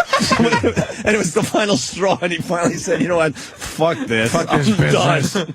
I'm done. Those guys are right. I'm done with the If you want to find the article, I don't know how you would find it. Oh, that's funny. But that's good. October is all about making you realize. Yes. It was one of the shows we featured. The guy announced, I think Friday, that he's done. He's retiring. Shit. He finally said, fuck him. It's too much of a coincidence, but... And he's buying a machine gun and headed to New York. He was the guy that had the car like you, sort of. He had the Mustang, but He not... was talking about the Mustang. But he said he had a girl car. He didn't go all in with his Mustang. He got the convertible. And they were saying, what, are you going through a midlife crisis? Remember that guy? He said that's it? Yeah, he's done. Gave it up? He's fucking done. He's had it. Good for him. I hope we had a little to do with that. I hope this is Chad and Christie's moment of clarity today. Yeah. All right, let's get into Chad and Christie. They brag that their morning show has more music then display their Can we just, I'm sorry. It says anger on the air, what listeners don't know about talk radio. Ooh, I don't know what that might be. Anger on the air? Who is that guy they're talking about? I have no idea. Bob Durgan? I don't know him. Do you know him for real? No, I've never heard of him. He scared me. He's going with That's the my cowboy acting. hat thing. Randy Rhodes, they're showing. Oh, my Okay, God, so she's a political beast, talker. huh? I didn't realize she was a beast. I thought they were talking more anger, like shock jockish stuff. What listeners don't know about talk radio. She has fucking hair like Ozzy in 1981. Yeah. Even though her name is Randy Rhodes, that's a coincidence. Her hair is atrocious. What they don't know. Yeah, find out what this is about. Yeah, there might be something there. Just wanted to alert. Very good. Alert the crew. So Chad and Christy. Chad and Christy from Tampa. Brag that their morning show has more music. You never want to brag that your radio show has more music. Less talking. That means that you're not supposed to talk as much. That's management telling you just play music because we have no faith that you talking can hold an audience. Let the music do the talking, right? Yeah. They're my friend. I am their friend. I love the river. I say good night to it every night and good morning every morning. What was the two lines we got? We got two more lines from that commercial. Oh. What was the food? The food? Oh, wow. Fuck, I fucked it up too. Whatever. I was trying to sing into it. We'll get into that. It's not working. All right, Chad and Christy brag that their morning show has more music, then display their unmatchable chemistry by each joking about their Workday whistle promotion, and instead of laughing, responding with okay. Ooh. And they're married? Yeah. For real? Yeah. Ugh. The new Magic 94.9, soft and contemporary, and voted #1 again for the most music while you work. And we're the home of the... #1 for the... How are you voted for the most music? You either are or you aren't. Right. It's not like something that can be voted on. You think you just count the songs. Right. And why would voted. Why would you vote what their slug line is? Yeah. Like, I vote you most music while I work. Who talks like that? I vote you the home of rock and roll. Yeah, exactly. That voice is irritating too, huh? Yeah. All right, let me back it up slightly. Good. Most music while you work. And we're the home of the Workday Whistle. We are giving you 2 chances every weekday to win $1,000. And I was listening yesterday or the day before where the person who won the money was like screaming, at the top of their lungs. And I thought, wow, if you're at the workplace, maybe not such a good idea, because that's when people generally go, hey, yeah, you won that money? Can I borrow like $10 for lunch today? Okay. First of all, I would totally be screaming if I won $1,000. Secondly, I would have no problem telling you, no, you cannot borrow $10 from me for lunch. Okay. They're married? Yes. What do they do at home? Okay. They're married. They eat each other's toenails. They don't have chemistry. They're married. Oh, that was They both answered with okay. From now on, when you guys make jokes, the other one should just say, okay. Okay. Okay. People at work, they gotta have $10 for lunch.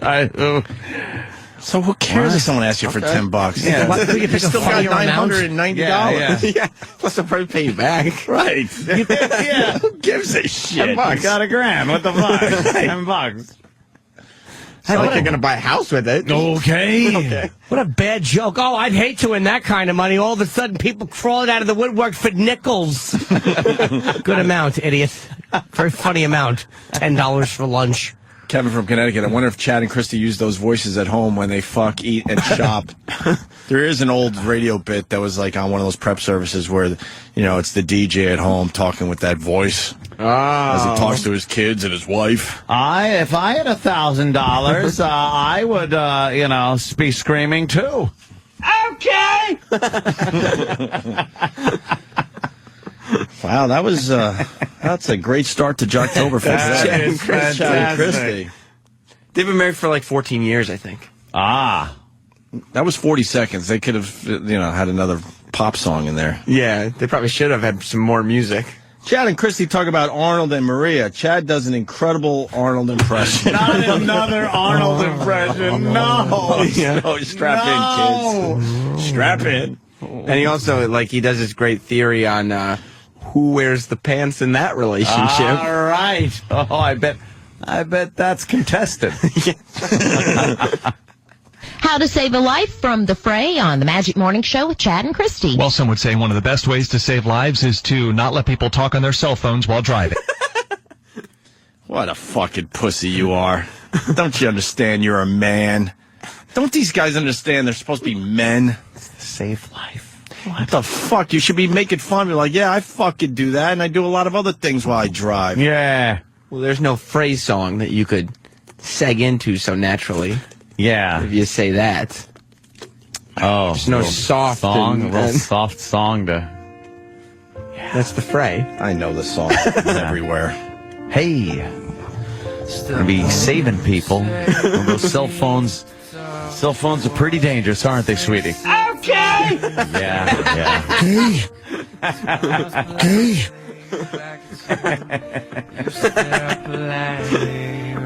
This sucks.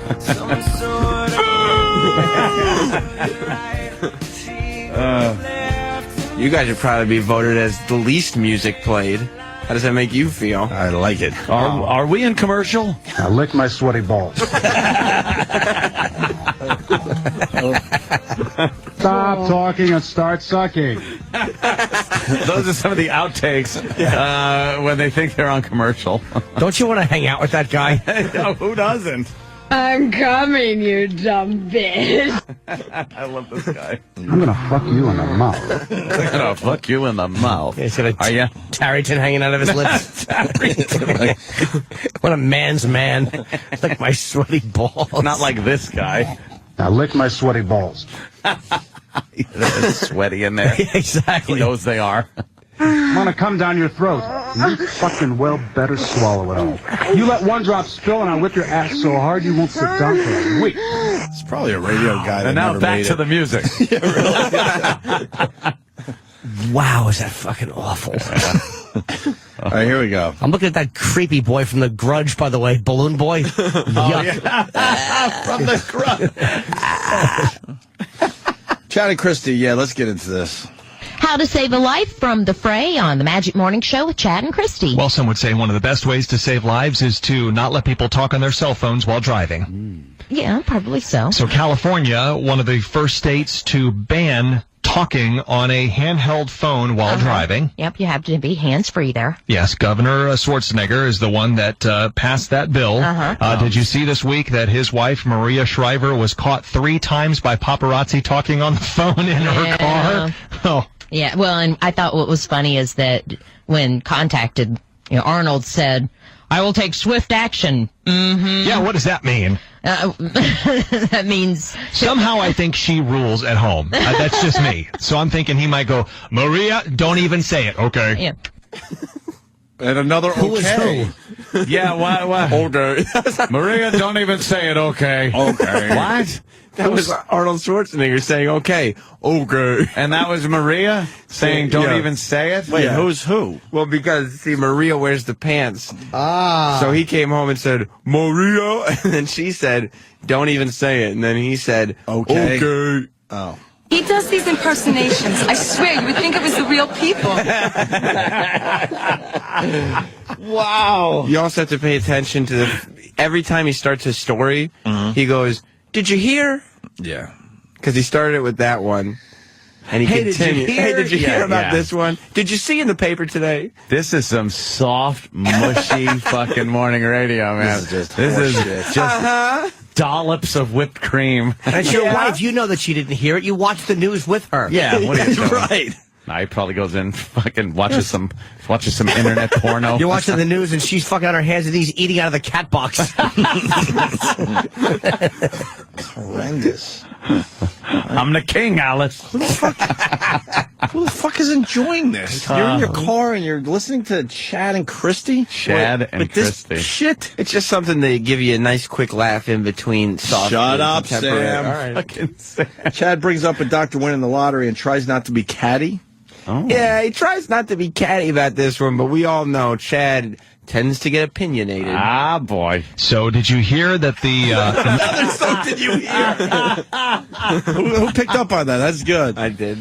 I listened Everything to a starts lot of with chatting. Everything starts with "So did you hear?" Yeah. Yes. So did you hear that remember a couple of weeks ago when they had that $189 million Florida Powerball jackpot? Right. They announced the winner of that today because the ticket was sold in Orlando. That much I knew. So it was like, well, it wasn't me. It was an Orlando dermatologist. A doctor. Now, I don't want to be catty. About a guy should never use the word catty. I don't want to be. What is wrong with this guy? He's giving Caddy Jim a run for his money. I used. That was DDY, Sam. Yes. I don't want to be catty. I had to use that word for about 10 years when people asked what I did, and I said, I'm a caddy. All right, caddy. But besides that, you should never use the word caddy. I had to use that when I was caught licking my hand and then washing my face with it.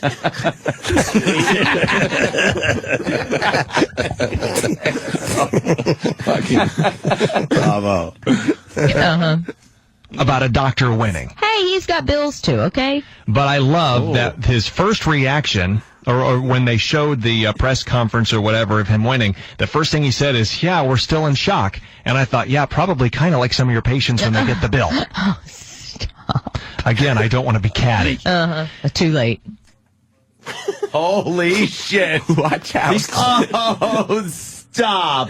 These clips make you speechless. Dude, you can't believe how bad they are. Yeah. They're worse than when you make fun of it and you do the voice. Like, Yeah. That's the worst exchange between two people I've ever heard. And they're married. Ever. And he on or off the radio. He made a very easy joke, and she's like, oh, stop. Once again, the whole, oh, stop. Stop. Like when they get the bill. Oh, stop. Now, he said something so outrageous. Why should she stop? Why should she stop? She felt she had to step in and say, hey, now you calm down. There are doctors out there listening. Would be funny. She said, now you stop. They know what they're in for. The Jew's always overcharged. Oh, good gravy. And just went the other direction. He wasn't being harsh enough. And you know they're just picturing that the station is probably on in a lot of doctors' offices. Yeah, and then just and like, the doctor, whoa. yeah, the doctor's there going like, looking at the radio going, and the patient might go, right, doc, yeah. The doctor just shrugs his shoulders. You're right. You know it is. So they're discussing the show. It's working. Water cooler chat. Yeah. She talks about how she went for a molar to be fixed, and they gave her a hysterectomy. So she has the whole thing with the doctor. Oh, Christ. You got a good laugh, right? Now, out with that womb. Here we go. And he filled it with mittens. He's an insane person. Not hats? No, I should have said hats. Yeah. But the brim of them gets caught in the vag. Mittens are so much easier. Because you can push them in with your heel. He fills the wombs with mittens. Jesus. Just how would you explain that in court? You couldn't. There's no medical procedure. All right. Chad and Christy bring up a woman winning another lottery and make a somewhat interesting story. Good. Oh, not good. Not at all entertaining. No. Yeah, for some reason, Chad and Christy, 87% of their exchanges have to do with someone winning money. Whether it's someone winning $1,000 or the lottery or the scratch-off tickets. So it must be hard for them not to get catty. Yeah. In this clip, money. they keep the cattiness to a minimum, but they also keep the entertainment value at the same level. A minimum, yes, of course. Did you hear about the woman in Ohio? Okay! Did you hear? Oh my God, this guy has a fucking crutch. Can you do a montage of Did you hear? Did you hear? Please give me a montage of Did you hear? Crutch. Oh my God, did you hear? Lou Ferrigno's the guest. No, I didn't. Oh my God, all right. Did you hear about the woman in Ohio that caused the mass frenzy after she told everybody she had won the lottery? No. And she apparently went to like a grocery store and said, I will pay for everybody's groceries up to $500 that are in this grocery store right now. Right, hold on.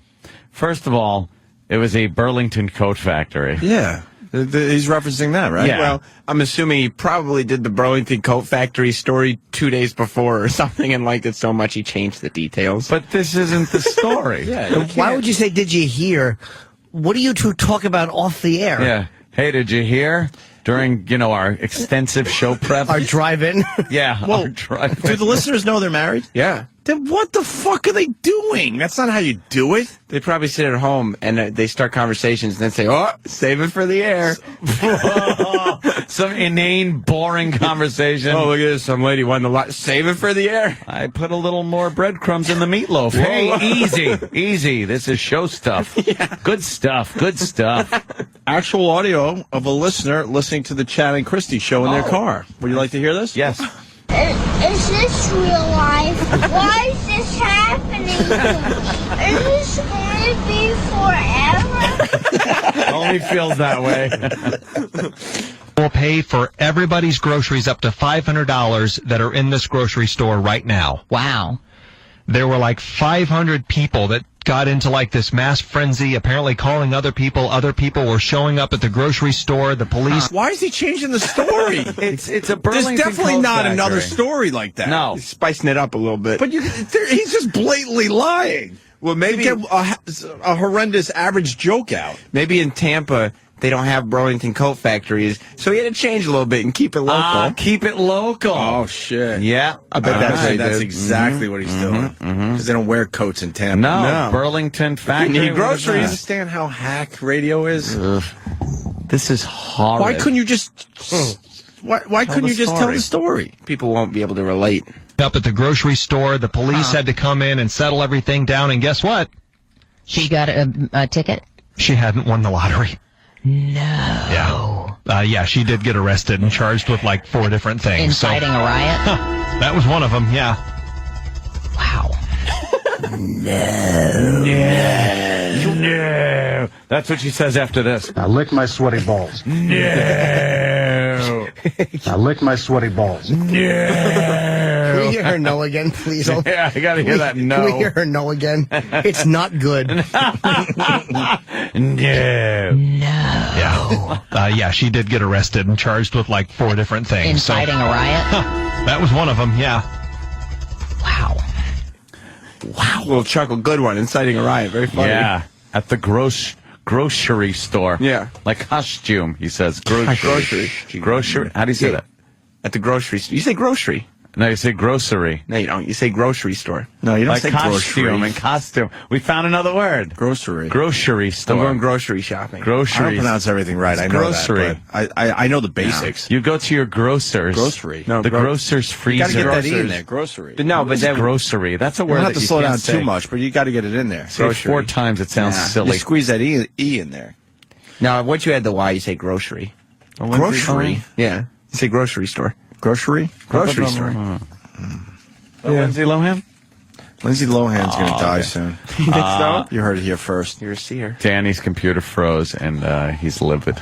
Livid! What are you doing wrong, Dan? Dan, when are you going to tell someone about this? Why live like Oh this? my God! Why live like this? Oh No, my I did. God, Danny! I switched browsers, but I thought that would do the job, but apparently. You love Why Internet not? Explorer or no? No, I hate it. No, I got for some reason the IT department loves putting Internet Explorer on. They want you to use that one, but I got Firefox. I figured it was going to work, but I thought wrong. I think Firefox is very overrated. It works. It's a lot better than IE is. Yeah. Can we get back to Chad and Chris? No. There's Sheckler's. Chad browser. tells I pray he starts this next one with, did you hear? I will fucking lose We didn't my hear her mind. no again. Yeah, we did. Oh, I missed it. Oh, Jimmy. No, I did. Sorry. Yeah, he did it. Did you hear about... How do I do Did you hear? Here it is. Yeah, she did get arrested and charged with like 4 different things. Inciting a riot? That was one of them, yeah. Yeah. Wow. And then she's fascinated by It's it. amazing stuff. I think they lay in bed at night going like, what'd you think of the show today? It's fantastic. Really good one today. Really strong one It was today. strong. Very good. Okay. We'll Good night. do better tomorrow though. Roll over back to back. Yeah, butts touching. Yeah. Chad tells an extremely interesting story about what couples could do to stay together. I know it's extremely interesting because he told me it was. Hey, did you hear? I don't think we're going to get a hey, Please did you have a hear? hey, did you hear? It'll be tough to put that Please. in here. This weekend, next weekend, or the weekend after. You must make plans if you're a couple to get scared together. Okay. Oh, my. She sounds cooler than he. Okay. Not saying much. Okay. Not saying Does much, she? but yeah. She's like, why are we talking about this horse shit? Wonder who wears the pants in that relationship. Couple to get scared together. Okay. I saw this yesterday and I found it extremely interesting that basically the couple that gets scared together stays together. Oh. But so it was not enough that we had children, and that's been a constant scary thing on many occasions. This is different. And it's not enough that we sit down and balance the checkbook together. Oh, okay. Which is also a scary thing. No, you must get, like, physically scared. There are actually many things that help keep a couple together. That's just one of them, and we'll explain more about this coming up in just a couple of minutes. But let's check in now with Traffic.com's Rick Raines. So it's good when the BTK guy comes in. Yeah, they're talking about real I'm fucking... so scared. They're talking about real fucking problems, not Halloween. BTK. BTK comes walking Right. in. But that's... Oh, I'm frightened. Oh, I'm that's dead. what that shit's based on, not some dumb fucking hayride. Real fear? Real fear, yeah. That is a dumb fucking concept anyway. I like how they added the family thing in, though. Like, oh, we had kids, and that was pretty scary. Balance in that checkbook. You know how you like to go shopping. Well, they're at least... I'm going to take away your charger plate. At least they're talking about being married. But instead of going with each other, she goes, oh, like having kids, that was pretty scary. And he goes, no. And then, no. And then he goes, balancing the checkbook, that's scary. And she goes, okay. You know what would have kept you from having kids? Now lick my sweaty balls. Right. They don't make each other laugh, like on the radio or like they don't have fun together. You think they sit there balancing the checkbook and going, oh boy, I'm 12 cents off. Shut up, you damn asshole. Let's do this again. All right. Chad and Chrissy talk about couples being scared together again immediately after the break. It's still not interesting. It's the same break, except there's been 3 songs in a commercial, so they can do it again. I've got some tips on how to stay together as a couple. I just heard this. No, it's different. This is a new one. This is 3 songs and a commercial break later. I've got some tips on how to stay together as a couple. Okay. And I thought this was very interesting and very timely because tip number 1, they say, is get scared together. Because apparently the couple that scares together stays together. Okay. And there's a reason for it. Explain this to me, because initially we said, I asked you. Wouldn't it be fun for him to just go, well, honey, I got to tell you, I got ball cancer. And then she's scared and goes, see, I was just doing that so we could have a better relationship. It'd be great if she cheered. People don't want to wake up to Like, that. when are we going to hear the bit? No. That's a little harsh. People don't need to wake up to that. And there's a reason for it. Explain this to me, because initially we said, I asked you, well, we have children together, so isn't that enough? Because there are daily frights that come along with that. You know, someone just wrote, what's the weatherman's name? Rick Raines? No, the traffic guy's name was Rick Raines. Rick Raines? In case the roads are slick, here's Right. Rick Raines. Rick Raines. Yes, the traffic guy, Rick Raines. That enough? Because there are daily frights that come along with that. And you said no. Different kind. This is it has to do with the fear response in your body. Oh, okay. And what medical experts say is the reaction that your body has to fear or being scared, where your pulse quickens, you break out into a sweat, you get that rush. Medical experts say it's the same thing that happens when you see somebody that you think is totally hot. Aha. Same exact reaction in your body. Really? So go get scared together. They're actually correct. Okay. When I see somebody really hot, I just shit my pants. Run away. And sometimes when I get frightened, I come. It's all fight or flight when you see a hot naked broad. I don't know whether to run or punch her in the tits. What the fuck is this? Come on. Really? Okay.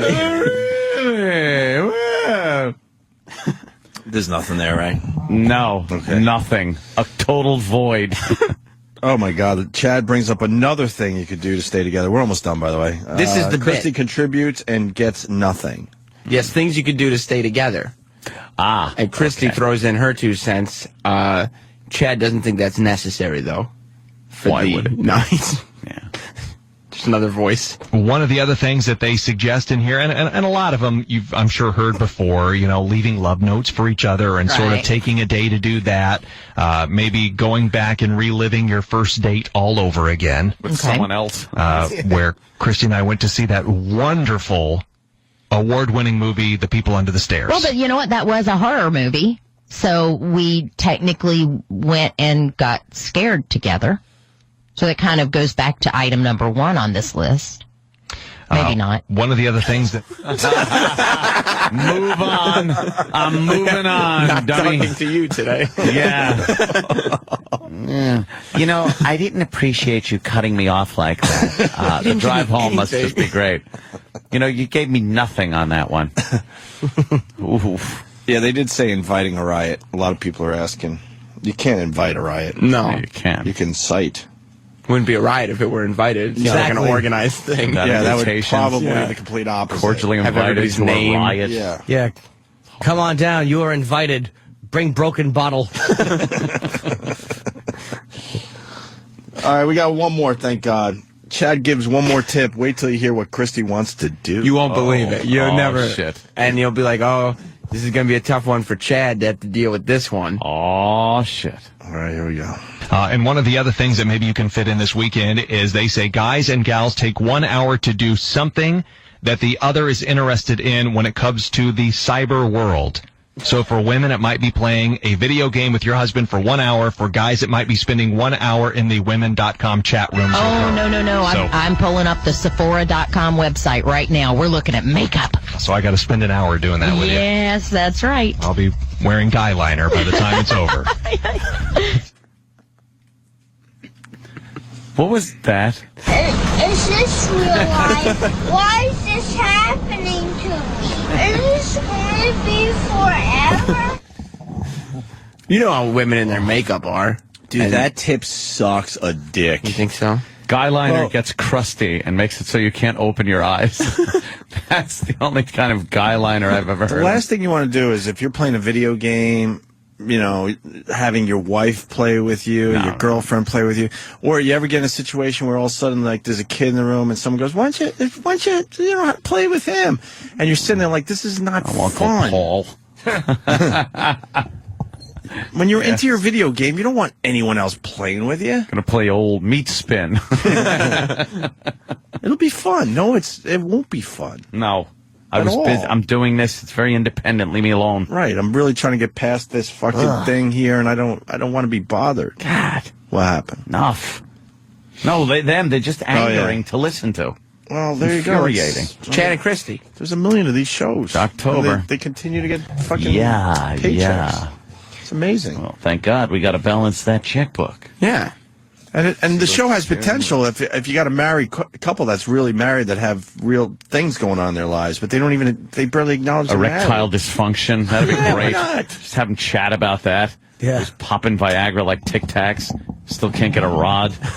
Chat at the chat at the image in the window. That old creep. Talking about licking ass. Right. All right. Prepping the bull. You don't want to hear that stuff. It's early in the morning. You want to wake up to something light. Sam, you're right. Something contemporary. Yeah. Something light and airy. Yes. Mm-hmm. All right, we're going to take a break and continue with some other things. Stay there. Opie and Anthony. Opie and Anthony for a Monday. Yeah. Doing all right, though. That Jocktober was all right? Jacktober, yeah. And now we say hi to an old friend, Stephen Lynch, in studio. Hi, guys. Stephen's back. Playing fucking Carnegie Hall this weekend. I haven't seen you guys in a while. Over a year, I think. How's Rick Delgado's sister? How you guys doing? You guys are all right? Are you serious? It hasn't been that long, has it? You can't be I heard serious. about your divorce, by the way. It's I'm sorry. I think you'll be okay, though. That has been a while. Yeah. What are you on tour with Dice? That's actually accurate. My fucking heart just stopped. I'm like, all right, I get it now. Jesus. It hasn't been quite that long. Yeah. You're on Broadway. It's been a while, though. You're on Broadway, hating it, playing poker every night. Backstage. They gave him a fucking poker table. Yeah. The wedding singer. You liked that for the most part, didn't you? Yeah. Yeah. Yeah, it was fun. Going into it, Let's talk about something else. For the first week. All right. It's like my dad just died last week, so that's fun. No, not really. Stop. True story. Stop. It's good to be back. What did he die of? Christ. Massive heart attack. Oh, wow. Oh. How old? 78. Completely unexpected, or did he have like a history? Completely unexpected. You do realize this is a comedy show, right? I realize that, but I Okay. figured I'd just get it out there before he went. So how's your dad? You know, I do have one fond memory though, which was I was doing afternoon radio in New York 10 years ago. I don't remember the show. And the host got a hold of my parents' phone number, and they called up my dad. Oh. And then they asked him some questions, and they played ping pong sound effects and car crashes while he was talking. So that's a really fond memory I have of Dad.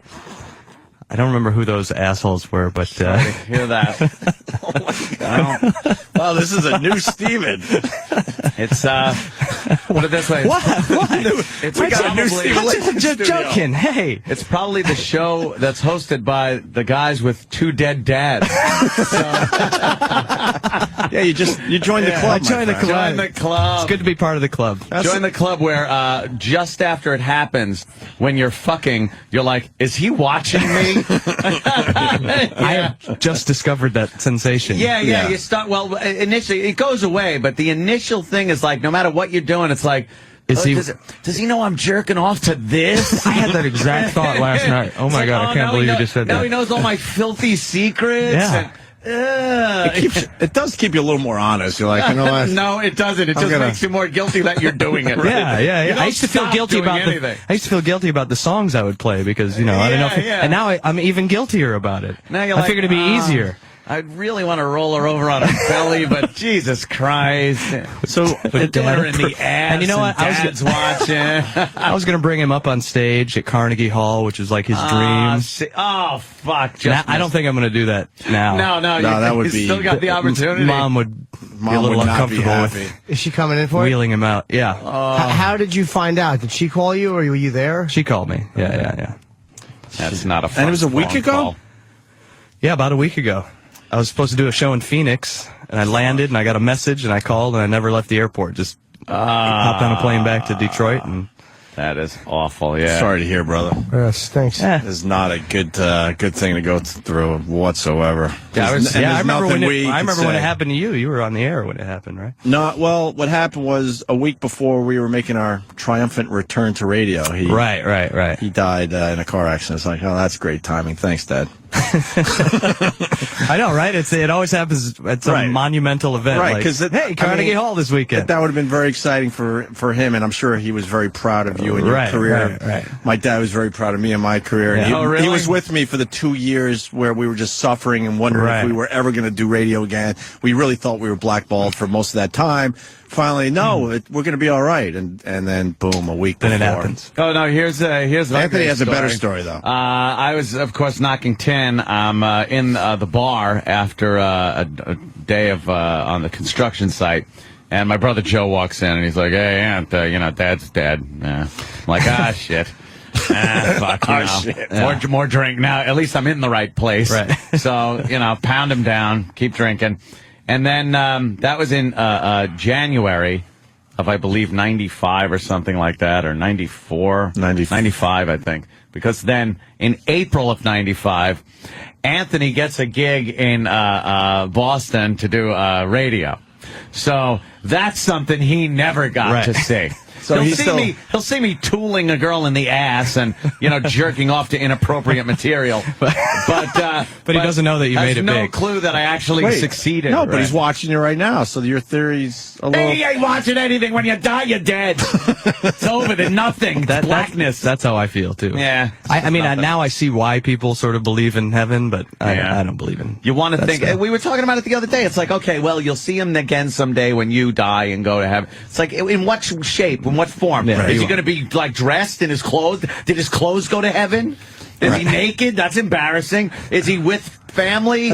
If now there's a stepfather that ever gets involved, it's awkward. Right, and we're also saying, they say all your family will be up in heaven. We're like, what about the cavemen that are technically related to us? What about and the blobs of goo that weren't really anything yet? Do you have to hang out with that shit too? Yeah, what do you do? How do you talk? What do you? It doesn't make sense. See some guy with eyebrow ridges raping your grandmother. It's like, well, I guess that's the natural order of things.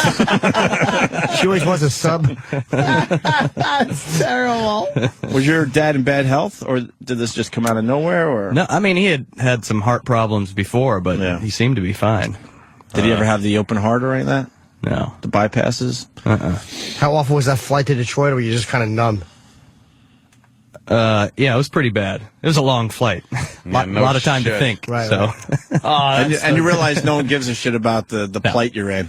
They're still like getting pissed at you because you're in their way or something. That's you would really horrible. like the people to kind of like acknowledge that you're having the worst day of your life right now. Right. But it's the same. They don't care about you. Yeah, you realize that. Yeah. You're all alone in the universe. Always. So no matter alone. what happens. Jesus, Lynch. Anthony, in the end, you die in your own arms. Everyone's saying Leo is a great guy. And also, is it your brother Andrew's birthday today? Yeah, it is. People know a lot of shit about you. I guess so. I'd forgotten about that. Oh, Andrew L. on instant feedback. That'll be fun for him. You know a guy named Chris Swick? I do. Yeah. Okay, yeah, he said he's an old high school friend of yours. It's true, yeah. Saying Leo's a great guy and it's your brother's birthday today. Well, thank you, Chris. Your mom doing all right? Yep, she's cool. She's coming to New York next week to watch the show. Right. So, hopefully I'll sell some tickets and people will show up. Yeah, see? Yeah, now you got to go. Show must go on, right? Right. Stephen Lynch at Carnegie Hall this weekend. Carnegie Hall. Fuck, I want to go to that show. You record? Should go to that. It's a whole new show, man. Dude, I don't care if it's the old show. I love the Lynch. Jesus Christ. You're still fucking doing all I'm going to open with a lullaby and then do special ed and priest for my dad. And Yeah, but those songs are still great. It's not just songs now. I do video stuff and play piano, and I'll have the whole band with me this time. Multimedia and a whole band and a string I got really bored just singing these stupid songs, so now I got to do something to make it interesting for myself. You surprised us with the dad thing, but the other thing I wanted to bring up was that you just disappeared. And I was talking to you just before you came on. He moved back to Michigan, basically didn't tell anyone. He's been up there like 2 years. Yeah. He just saw his New York City apartment for the first time in a year, and I said, how Last night. creepy is that? Where his stuff is just where he left it about a year ago. Food. Yeah.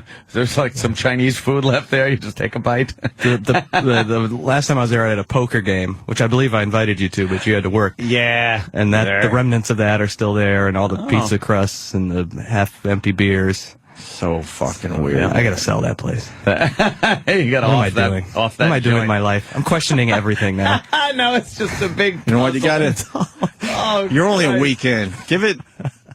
Now the first year sucks a dick. I'm not even gonna lie to you. After the first year, it gets way better. It becomes something else. If you want to hear my 2 cents on this, I do.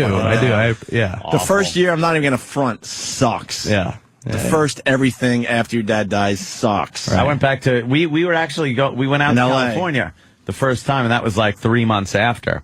And I went to where he lived, which was the ranch. Right. So I went there, and I'm just kind of walking around. Nobody's there, and it was really depressing. It's like I'm looking around, going, no, he's not going to pop out and go, hey, Anthony, come on in, or something. It's just no. He's fucking dead. This really sucks. Keep your New York City apartment. It'll be worth something someday. Yeah, I Good guess now investment, would be right? a bad time to sell it. Good investment. We talk about how many apartments right now have dead people in them, and no one knows yet. How horrible is But, that? I mean, this city is ridiculously large, and you got to think. Yeah. I would love to know. Maybe the NYPD or somebody knows about. I bet you they have that the stats on that. Yeah. About how many Someone's just people in are front dead. of a television. Right. Just waiting for sitting waiting for the smell to be so bad that someone finally calls the authorities. Glazed over eyes watching the Tonight Show or something. Look at us going morbid with Stephen Lynch today. Terrible. I apologize for setting this tone. No, You're like we dip into this area every so often. Yeah? Yeah. You gonna record that whole No. Carnegie Hall thing? Why not? I should. Live from Carnegie Hall. You should do Good it just. album. I just recorded a couple shows in Portland for a new DVD. A little different when it's Carnegie Hall. Portland, Carnegie Hall. What if you should do like Wait, but hadn't thought of that. That's a biggie. What if you wanted someone just to film it so you have it to show people, look, I play prove that I was Carnegie Hall. Personal use, you should. iPhone. Maybe I will, but Would Carnegie Hall have a problem with that if you said, look, I just want... they charge you for everything. So even if probably. even Personal use, no, they won't charge you for it, but if you wanted to use it, very expensive. Dude, film that. That's I probably that's a will. biggie, Yes, man. but I'm personally using Sony HD cameras, 10 of them, booms. That's just for my personally home selling movie. them to 20,000 of my closest friends.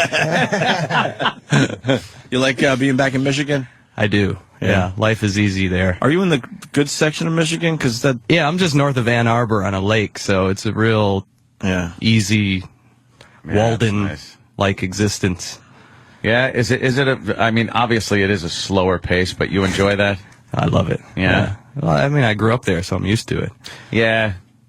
This was the culture shock when I was came the here. weird fucking New York. And I finally kinda- got used to it, then I moved back there. That's why I couldn't live in the city. I can't fucking do it. I need at least Long Island. I got to get the fuck out of Manhattan every day. I'm with you, Like, and I get live me here. out of here. I so want I love being here. a yard. Love it. Yeah, but you I have want that a yard. lifestyle where you need, like, I can't walk out on my street and go, hey, where are the trannies? you can do it. No, I can't. I have to either drive or go to Craigslist, like every other good fucking closeted mo. But it's like your lifestyle, you go into the clubs. It would be a pain in the ass if you were somewhere else and you couldn't go down to the Absolutely. cellar and shit like that. But me, I cannot fucking hit a tunnel or a bridge quick enough and get the hell off of this fucking island. This rock. Get me off this rock. It's just just fake shit. I agree with you. Bullshit. I look forward to the day I get a yard again. Minorities. Oh, should I the bring worst. that up? That's the worst. That's the worst. I live in the whiteyest community ever. You must be With the like militia? really white. Oh, there's militia in my neighborhood. Of course there are. God damn! Can I have your There's town? swastikas on the graffiti in the bowling alley that I frequent every night. Do you have like a penny saver with houses for sale in your area? Could you mail that to me? I'll get you some info. I need that. I live in a great neighborhood. I live amongst the Jews, who are wonderful neighbors. They're wonderful. Lawns They're are a wonderful manicured. people. They are manicured to a T. And I look like the big fucking shit on Christmas. I'm the only house with lights. Only house on my block with Christmas lights. Hated. Hey, your high Do you do it up Clark Griswold style every Christmas? I was actually Even thinking worse. of having a little nativity scene with a "Please do not kill" sign on the Jesus. Just something really, make the neighbors chuckle. Are you getting the big wreath this year? Oh yeah, He everything's gets the coming biggest back. wreath known to fucking man. You're gonna have the baby giant Jesus in the wreath. major, just giving 2 middle fingers to the rest of the neighborhood. How big was the wreath? It's like 9 feet across. It goes over. It goes over 9 feet the big across. glass window that's over my doors. Yeah. And it's just giant. 9 And there's feet lights across. that spiral up these pillars, and it's really a sick so display. it's a subtle fuck you to the Jewish people who live in your community. I think of it more as a happy holidays for the Christian in the neighborhood, for the one Catholic in the neighborhood, and everybody else. You pass by and you're like, "Is that a light? It's a menorah, I think, in the window." Either that or like the curtains just starting on fire. It's just there's no festivity to it. They really needed festooned. Oh, My next door neighbor went all out. The new next door neighbor went all out for Halloween, though. He's got this giant skull on his lawn. The thing's about 7 or 8 feet high, and the eyes move back and forth. The mouth goes bah, bah, like the Zoltar machine. It's frightening. Bah. But it's kind of cool, It's nice to see that. Right on. Although it means more kids are gonna be knocking on my fucking door. Hey, we got a great Throw phone. candy at them. Oh, look who's there. Hi. What is Sharon doing here? Sharon Osbourne. Come in and say hi. How are you, Sharon? She's probably got another show to do. Where's she going? Open the door and say hi. Sharon Osbourne outside the studio. Look, she's kissing the window. She loves Jimmy, She too. loves Jimmy Just Norton. tell her to come in and say hi. She loves Jimmy Norton. Why, is he a fan of Look at that. Ozzy or something? Yeah. He has turned that fan of Ozzy thing into Now he's a family member. personal relationship. No, a family member. That's what he he's a left the family show member. to talk to his new mommy. Yeah. They email each other and call each other and Ozzy loves you. come on. She asked him to personally bring up Ozzy at a show. Yeah. So he was. If you want, we should. Nah, we it's should just probably that. play that. If Is I she said coming in? She personally asked you to bring up Ozzy, which did, was amazing. And Yeah, but I was that's- saying to Steve, we should play it for Steven. Probably Wait till play We it. really should, because it was a Play big it. moment for you. Come on. Yeah, I think Come on. we haven't seen Lynch in a while. Look, I just want to preface it by saying, Jimmy, please, you were very excited. It's the first time you're doing something. It's your hero coming up, and you were very excited, and it comes out like that. I was just waiting for Lynch to go. What, I was waiting for Lynch? Lynch to go. Oh no! What? It's a good moment. I'm already feeling it. It's a good moment. You might want to put your jacket back on. It's a good moment, like you playing Carnegie Hall. This is terrific. It's This not is one of quite those- like that. She This is smells one of those really good, career by the way. moments She- for I can Jimmy. smell- Could I please Is hear she it? coming in? I think you got to do it. She said she's gonna be in town for a little while. She though. She- wafted that smell, wafted in, and she smells fantastic. Steve, what show is she doing? Oh, here. Why isn't she doing our show? What? I think she's waiting to get on the gay channel right now. Oh, the gay channel. Why the fuck isn't she on our show Isn't it for called real? OutQ? Who fucking blew Don't this call it one? the gay channel. I only found out at 3 a.m. that the woman was in town, and then What are the guys that book for our show doing? Like, Jimmy has a personal relationship with her. Why isn't she on our show today? That's just ridiculous. Trying to find that out right now. I'm in contact with the only other person I knew that was aware of her schedule, and even that woman didn't know. Yes. She should be doing our show. She's doing the gay channel, Carlisi Radio on Sirius.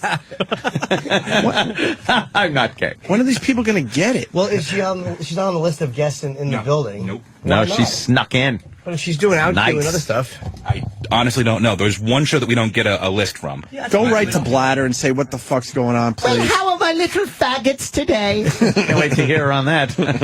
But it is like just a big breakdown in communication. We always have stuff like this happen. It's ridiculous. It's Damn. whatever. You want But you know something, Getting back to Ozzy, Jimmy. What? Introed Ozzy. Oh, yeah, What I show heard was about this? I don't remember. It was we should really wait because I think the important thing No, here is plugging Lynch's gig. Well, of Carnegie course. Hall this It's not weekend. me. Carnegie it's Hall. Lynch's gig that If you matters. think- Yeah, but you I think we're might gonna introduce forget. somebody at my Carnegie Hall show, and I maybe should hear how it's How it's supposed done to the be right done. way? Yeah. Forget I about think you're that. right. I think Jimmy should bring you up. Listen to him. Listen to the way he brings. Okay, so this will be an Ozzy. audition of sorts. So the energy. The show is this Friday. No, I mean mine in Buffalo. The late show. Can't believe I fell for tickets that, dude. available. Yeah.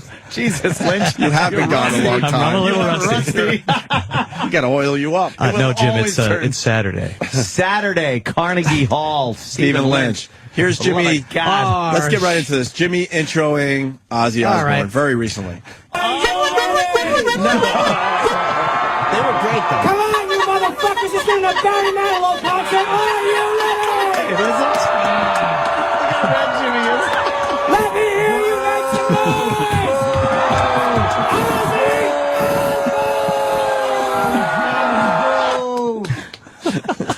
See, what he wanted to get across to the Make audience sure the people know. was it wasn't a Barry Manilow concert. I saw a shirt that said BM. It turns out it just stood for bowel movement because it meant me. Because I'm shit. Assuring the crowd, though, That just let that them it's know. not a Barry Manilow concert. It is indeed.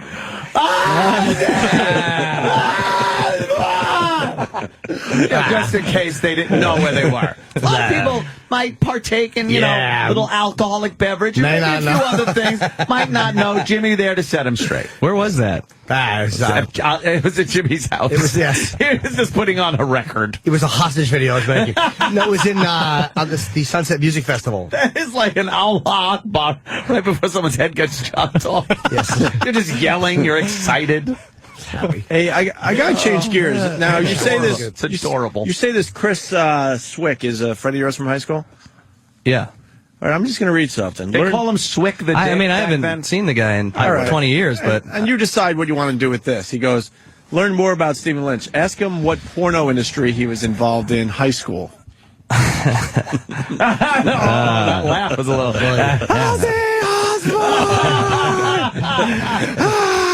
You don't want to take that one on?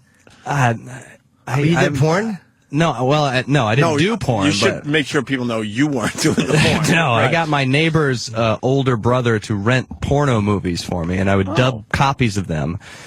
And then I would have neighborhood kids come into my friend's basement. This sounds bad already. You're an entrepreneur. That's beautiful. And they would pay, and I would show them the videos. You're like Spanky. I mean, I was the same age. With I wasn't, Flory Dories. Yeah, there was no... Pay as you exit, kids. If you came, you got to give me a nickel. That's a good industry to be in as a kid. I made a little spending money. Why the fuck did I think of that? Yeah, I know, right? You could have made some money. She's so selfish as a kid. You're just thinking, I want this for me. Remember, you found one dumb Playboy and it was gold. Could you imagine? Making opportunity. Yeah. Could have made some cash. An entrepreneur. Yes. I was. And then we're talking about dead people. Carl in California has this. Carl. Hey guys, love the show. Happy birthday to Stephen Lynch's brother and Yemi. Thank you. And Jimmy. Hey, you guys hear about that guy that was found dead on his front porch in Santa Monica? I know. Oh no, he sat there for 3 days. They all just thought it was a Halloween stunt. In the Santa Monica heat, this guy stunk. So he was dead for 3 days before they found out. See, I'm telling you, my theory is correct. There are people dead in New York City apartments right now. There are. I want to know how many. How many? I don't think they could sound off. All right. Here. 1, 2, 3, 4, 5, 6. No. They're dead. All right, Carl, thank you. So Lynch is playing Carnegie Hall this Saturday night. How did they get tickets, Stephen? I have no idea. Oh. StephenLynch.com. StephenLynch.com would be good. Yeah, sure. Ticketmaster, maybe. Ticketmaster, I'm sure probably. the people that want to see at Carnegie Hall could figure it out. And that is practice. That didn't really And work. that is a PH on the Steve. Don't. Yes. A lot of people get confused and use the V. You want to take a break and then maybe play a couple songs? Yeah, sure. Some of the new stuff? Nice. You got a new CD out called 3 Balloons. 3 Balloons. And Yeah. it's What is available the, on whatourrecords.com. What does that mean, 3 balloons? 3 Balloons? Yeah. It was inspired by a trip to Amsterdam, and I was thinking about bringing some stuff home with me and how I would do that. Oh, how you would mule that back home. Yeah. All right. Oh, that rocks. We got to hear more about that. Let's take a break and we'll get into that. And Stephen Lynch is going to play for us. Opie and Anthony, stay there. Catching up with our old friend Stephen Lynch, who's going to be playing Carnegie Hall this weekend. StephenLynch.com for ticket info, I'm sure. Ticketmaster and all that crap, too. Yeah. Carnegie Hall box office. That's a big gig for Stephen Lynch. Yep. Not too much pressure. Yeah, no. He's getting a string section together for the big show. I am. That'd be fucking cool. Well, all right, not a string section. A few guys. I'm getting a guy on a violin and a guy on a cello. Right. They'll be That's in a string section. I think so. They're sectioned off on the stage. They're not in front of you. And the new CD's called 3 Balloons. You can get that at whatourrecords.com. And you found a fellow fan of the First 48, I say. Yes, First 48. I like watching that. I watch all the crime shows, though. Watch the old court TV, which is True TV now. I can't help it. And First 48, I mean, see, we're talking. It's like it should be educational to the criminal. If you commit a murder, which it's the first 48 hours following a murder, that's what First 48 is. You could see what pisses the cops off. So if you're a murderer, you do that. And what pisses the cops off is when they bring him into the interrogation room and go, immediately, I want a lawyer. You see the cop pick up the files and go, okay. He walks out, shuts the door, looks at the camera, and he's like, son of a bitch. And it's the other guys that sit there, and the cop starts just bullshitting him. You know, we want to do what's right here, what's best. And we understand things happen. Yeah, that's what they always say. Things happen. Things happen. You seem like a nice enough guy, and I'm sure the gun went off accidentally. Could have just gone off accidentally. Maybe there was an altercation where self-defense was needed. Right. And it's like, yeah, I shot him. I took the gun. I reloaded 8 times. I killed the whole family. Just completely falling for it. And then the officer's just like, check, please. Okay, thank you. Thank you. Thank you. Prison for the rest of your life. My job's done. Fuck you. But why don't they just lawyer up? Lawyer the fuck up. Every time? every time. Every time. Thank Well, God if they did, don't. then we wouldn't have 48 I hours to know. watch. Thank God they don't lawyer up and they're stupid enough to just babble about the crimes. Another good show I just noticed, just took note of, is that Bait Car that's on. It's called Bait Car? It's called Bait Car. How many episodes can you possibly do? Dude, doesn't it get old fast? No. I cannot get enough of watching Bait Car. Bait Car. You know what, dude? No. You put the bait car on the hook. You know It's what? not Bob It's peaceful. You're sitting there. Boom. You got your coffee. You got your car. You match the hatch. Shut up. Match the hatchback. I kind of like it. There's nothing to me that's funnier than watching criminals get so caught. It's like Cops and Candid Camera, because there's cameras all over the Bait Car. It's usually a big Escalade or something like that, and they leave it kind of run. Once they left it running with the door open, it's like, this has to be illegal. That just doesn't seem fair. Be entrapment. I was telling you. Yeah, I would steal a car if I saw a door open I and the know. motor running. Yeah. I was telling you, it's like a rat trap. Yep. All set and ready to go. So they get in and they start driving it, and they're laughing, but they're looking in the mirrors and like, look for the man, look for the man. Oh my God! Oh, we're running low on gas. Oh shit! And then the cops pull out behind them, hit a button, the doors lock, and the engine dies. And that's it. And they're trying to get out, and it's so funny watching them trying to get out of the fucking car, and it's not moving. And then you hear, the old, all right, hands, show your hands, let me see your hands. And then they're like, oh shit, and now they're trying to make a story up, but they've been recorded the entire time. They've been recorded laughing and talking about how they're going to fucking it's the new Candid Camera. drive the You're vehicle right. to a chop shop or something. And then one guy was being asked by the cops, what were you doing? He goes, I was driving to the police station to get the reward for the car. He goes, what? The car wasn't stolen until you stole it. He goes, what reward? He goes, well, I figured it had been stolen because the door was open and it was running. So I was taken to the police. He goes, we were watching you the whole time. That's not what you were saying. I don't understand how this is legal. I think Lynch mentioned it too. Trapping, you mean? I don't either. Yeah, how is that legal for real? It's fun. It's not really a car that was just sitting there. I noticed you were using sort of an African-American vernacular as you were doing that. Everybody is African-American on every crime show I've ever watched. Ever. I don't know what it is. I'm not going to even try to figure out if it is actually. Well, First 48, sometimes crimes. they have the white meth heads who commit crimes. Yes. Hands up in the air. Oh, is this? Everybody unclip their seatbelts. What is this? It sounds like a... Put your fucking hands up! Okay. Walk to the rear of the cab, okay? Exit the cab now. Passenger, So they have a laugh track for the show? This is Officer Billy Connolly! Get the fuck out! Yeah, I guess that's a foreign one. No laugh track, I don't know. though? Yeah, oh, no, there should be, though. That would make it a little better. I don't know what the deal is. If it's, all the crimes are being committed by minorities, or they're just filming the minorities and editing out the white people, or I'm not making judgments here. All I'm saying is every single crime show I watch. Every single one. All right. Occasionally, you're right. Yeah. The meth head. The white trash is great. When they pull up to a Cops trailer. had plenty of... Yeah. Cops. No, yeah. I'm not even talking about cops. Cops is very, very diverse. Yes. If it's a stabbing, you know it's a Hispanic. If it's a shooting, you know it's black. And if it's domestic violence, that mullet, toothless, white motherfucker with no shirt is coming out with a beer in his hand and a cigarette. He's the one that called the cops, and he's the one going to jail. It's classic. But First 48 is It's a microcosm of our society. Yes, it is. Cops is very, very diverse. Yeah. But, Not Bait Car. Bait Car, not so much. And First 48, not so much. A lot of times they're talking to, well, we tried to track down a gentleman called Cheeseburger. And they put Cheeseburger in the computer, and there's his picture. It's fucking Cheeseburger. And they know who it is. They know his name. They know everything about it. Danny, can you go back? Because the guy goes, we're in a stolen car, you fucking asshole, or something like that. Because I think he asked the question, like, why are they following? Stole this fucking vehicle, dude. Like, literally, we just stole it. Keep your eyes open for cops. Tell me if you see any. You gotta burn this thing or something, man. Fuck. Burn it. We didn't touch anything. bait cars being driven in circles in an open field. Oh, they're doing donuts.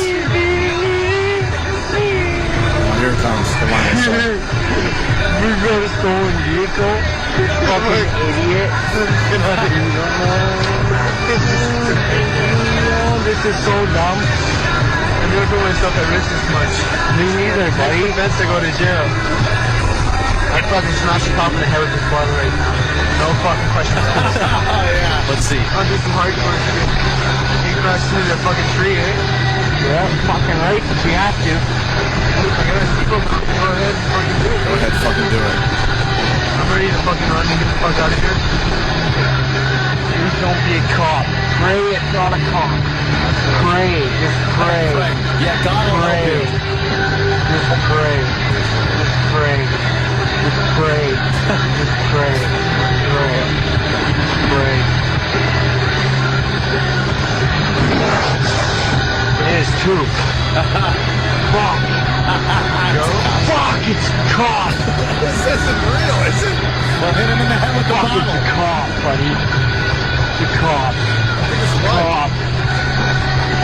Please don't come down here. Oh, he's coming, man. He's coming. He's coming. We're so busted. We're so busted. We're so busted. We're so busted. We're so busted. Please don't come. No, Fox, Ben and Beard Weekend. We're so busted, man. We're so busted. Chill out. He's following us big time. Why didn't we just ditch it at the base? Why didn't we just ditch it at the base? Fuck! Take a left. Obviously, it's the only way to go. Go into a house or We should run. Okay, which one? Which one? Tell me which one. I don't know. Take a choice. Oh, fuck. The engine on the bait car is disabled by boss. We're fucking busters. Run. Run.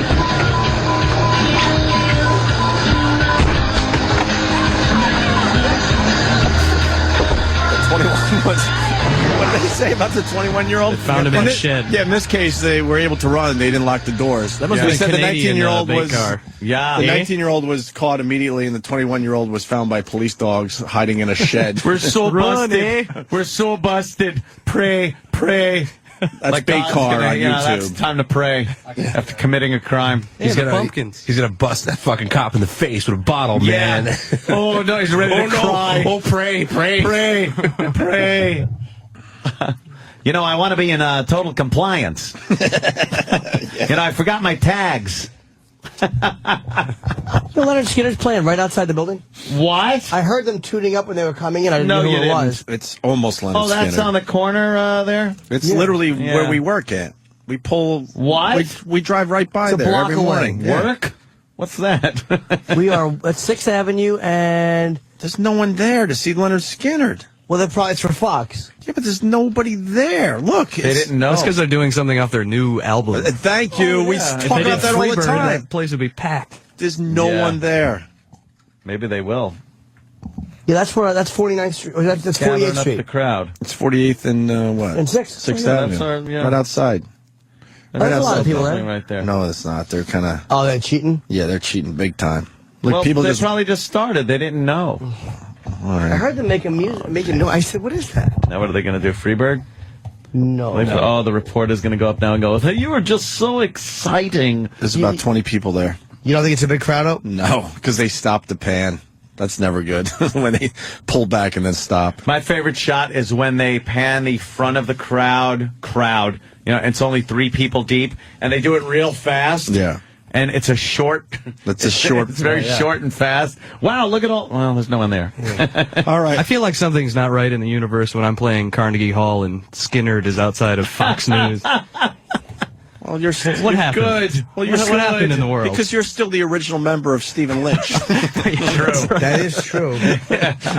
When you move on and there's another Stephen Lynch, when I maybe die, it'll my be you. brother, right? Then, Yeah, a la Ted Lynch. Gallagher too. then you're going to see the numbers drop a little bit. But until then, you play Carnegie Hall, my friend, and have fun doing it. All right, I will. I promise. Why don't we get a song out of Lynch? Sure. How do we do this? You need your guitar mic? I don't think so. Probably it'll We work. said old school. Old school. Is this off the new CD, 3 Balloons? No, it's not actually. All right. Three Luft balloons. 3 Luft balloons. I think last time I was here with you guys, I played you some songs that I had transposed from a big book of these really wonderful diaries that I had been reading. Ooh. And I went back to that book and found a couple more that I just thought were really beautifully written. This is one of them.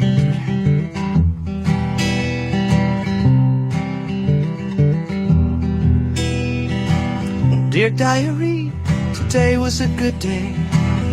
I'm a girl who sings with soul. I'm writing songs and making records. I feel my life is finally whole. I'll outsell Whitney and Janet, Celine and Madonna. I feel a big hit coming, Rihanna. Which I think that's lovely because she's got beat up. She's gonna write a big hit. That's what she meant by that. I'm not really sure exactly. Very good. I really wanted to do one. I thought the greatest diary of them all would be.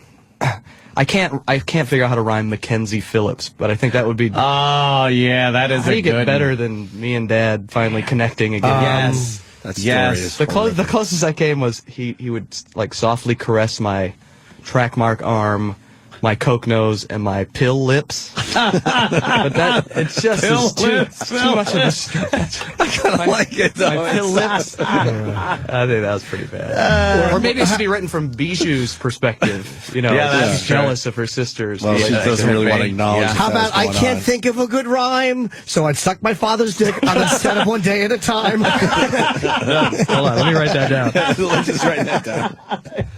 Bijou Phillips auditioned for The Wedding Singer. Really? To be the female lead. Yeah. Ugh. Ooh, yuck. She was in rough shape that day too. Was she? Yeah, which sort of made it a little hot. A little hotter. Yeah. When you be in rough shape if you had that secret. I guess so. Yeah. Daddy was coming into. You know what Molly Ringwald did too, which is I had to sing with her, which is really strange. I hear they just paraded in all these sort of people and what's that? I heard she sings well. She does sing well. Yeah. But not that type of music? No. And I was just staring at her going, it's fucking Claire. How do I can't even do my lines. I'm looking at fucking Claire.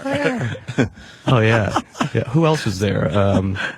Bijou Phillips, Molly Ringwald, Debbie Gibson. Debbie Gibson. I'm sorry, Deborah Gibson. Deborah. Yeah, don't call her Debbie anymore. Yeah, she was a little abrasive. Was she? Yeah, just loud and big. Oh, Amy Adams, who you guys know who Amy Adams is? Redhead from Doubt and yes, that was a good movie. Man, she was fantastic. I liked her. She got my vote. Who finally got it? This woman, Laura Benanti, who's a big Broadway star and Tony Award winner. Well, of course. But it just didn't work out for us, according to the reviews. Oh, shit. We didn't quite have that chemistry, I guess. The guy from the New York Times reviewed the show, Ben Bradley or whatever his name is. Yeah.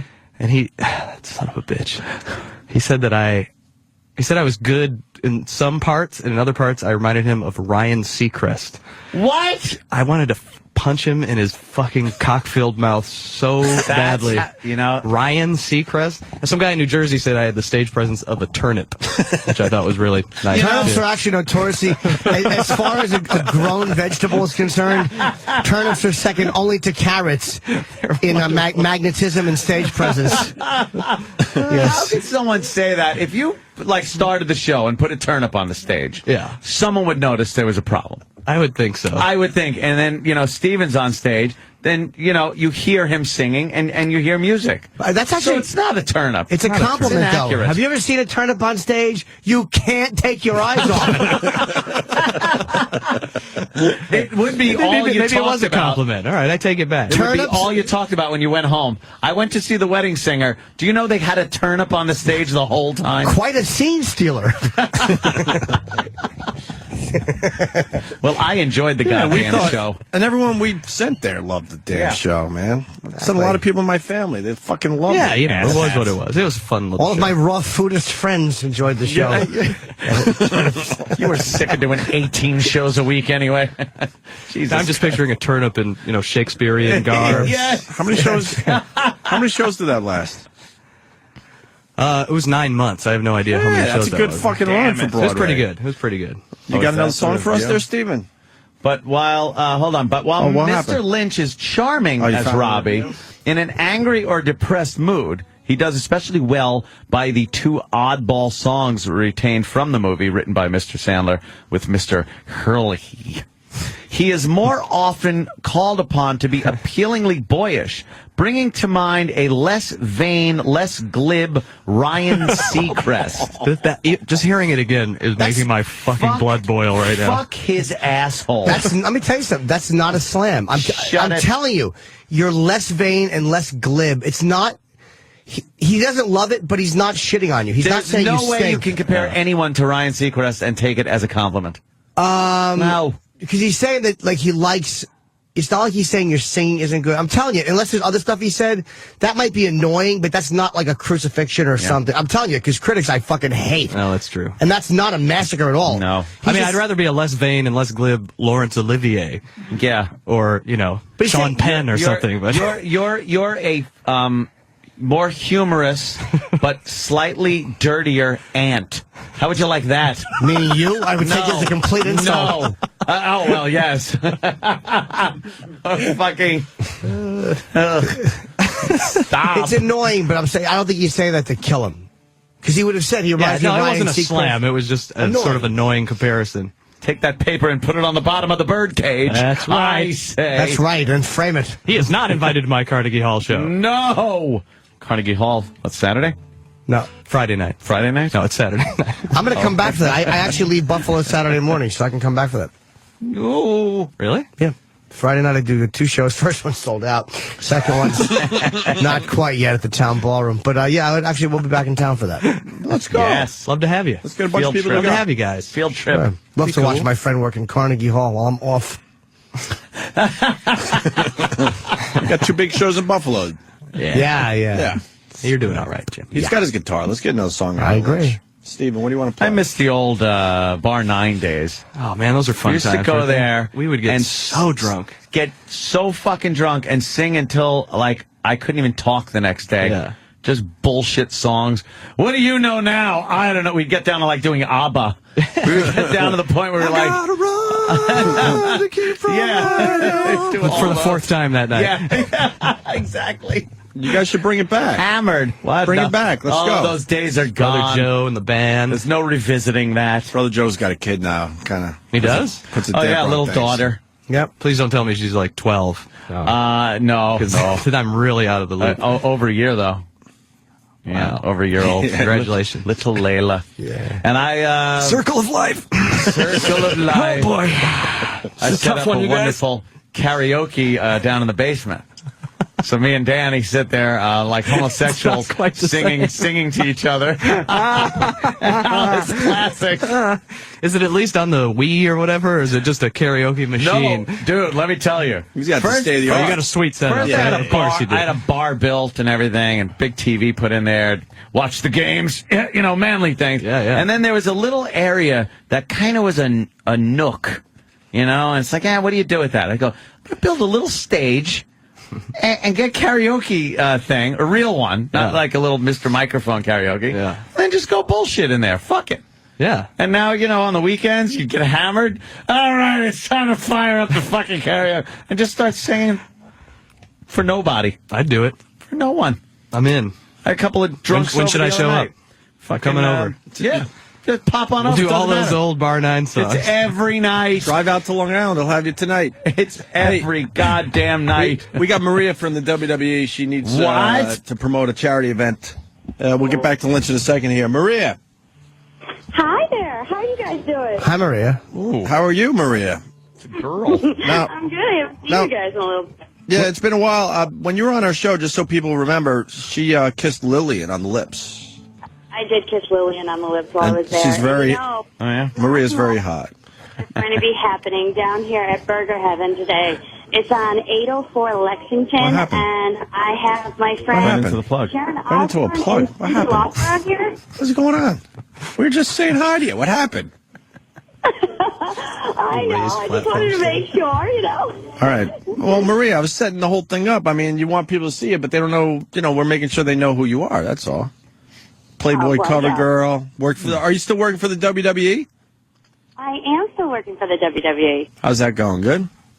It's going very good. I actually, just had my heart broken, so I'm out on the prowl. And I'm looking for a new superstar to go after. Or, maybe one of you guys. Hey, yeah, why is it always got to be a wrestler with you girls? Come on. I don't know, it just kind of happens that way. How about someone whose ass you can kick? That'd be nice, right? Choke one of us out?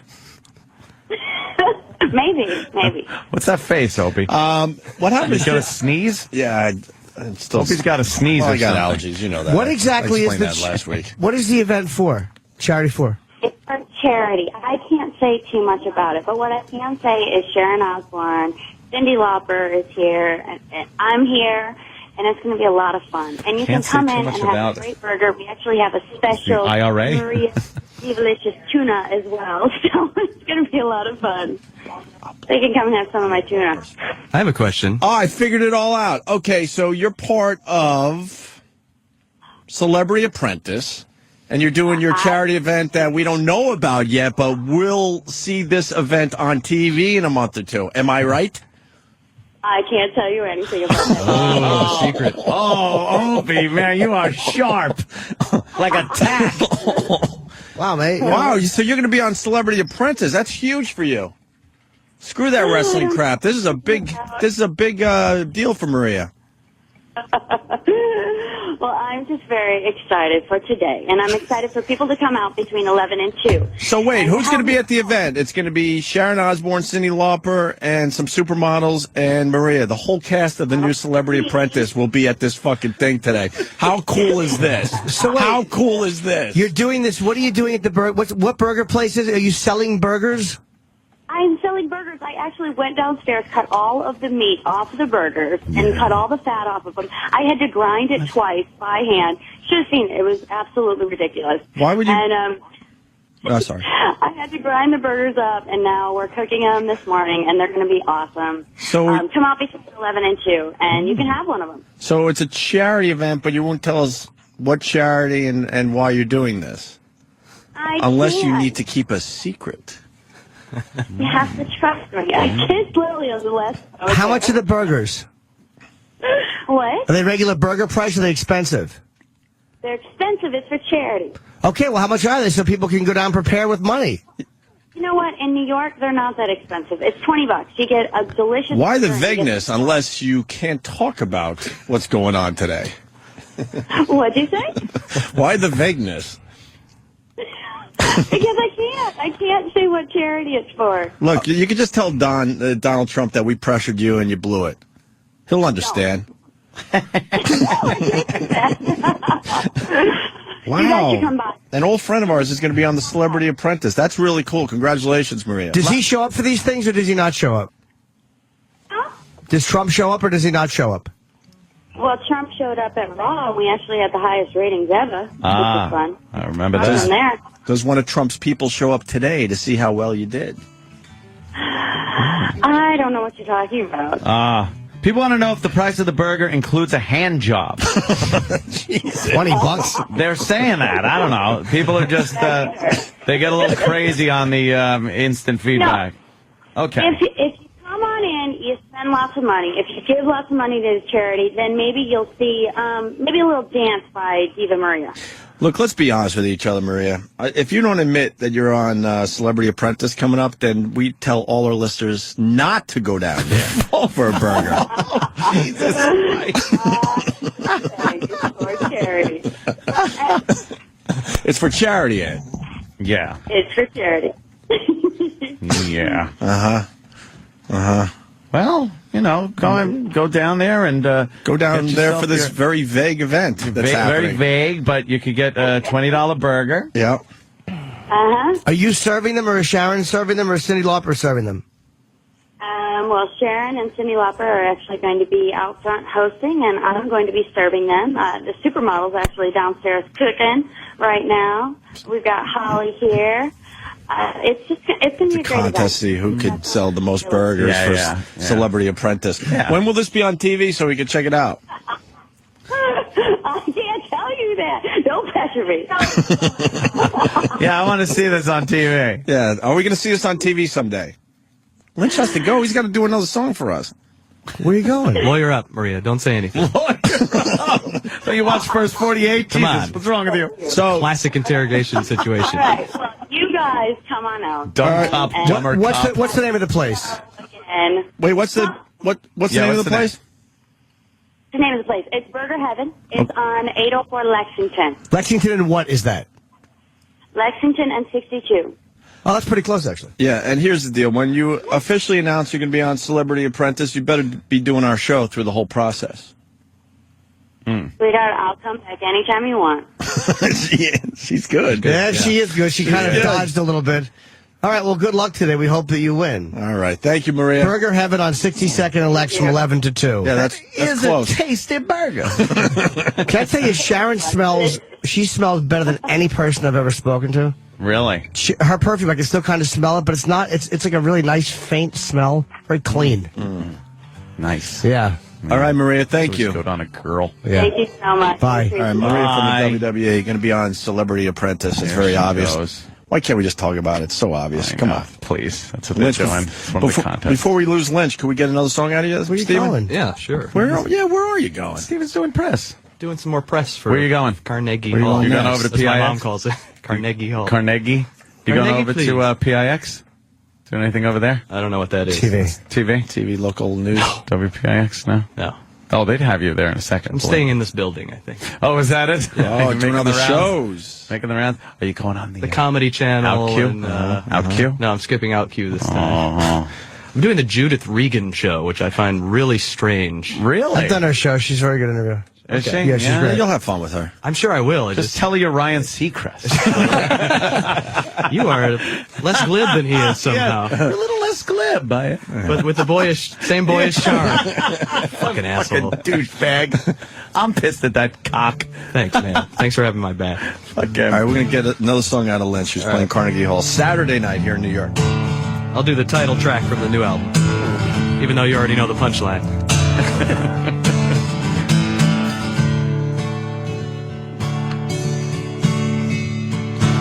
Call you from the car to say I'll be there in a while. Short plane ride and I will get to see your pretty smile. Nothing on the radio, I fiddle with the dial. Then I see a sign, the airport's just another mile. Check my bags and think about how much I hate to fly. As I near security, I almost start to cry. Well, I hope the law enforcement agents can't tell from my face. I got 3 balloons of coke in an uncomfortable place. I'm sweating and I'm nervous and I need a little air. 'Cause with 4 balloons of heroin, it's getting crowded up in there. Crowded up in there.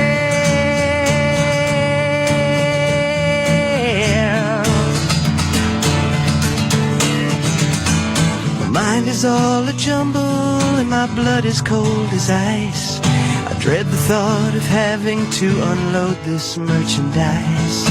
Relax, I say, it's not so bad, it might feel kinda nice. Besides, who hasn't had a finger up there once or twice? I must remember, don't leave any drugs inside the host.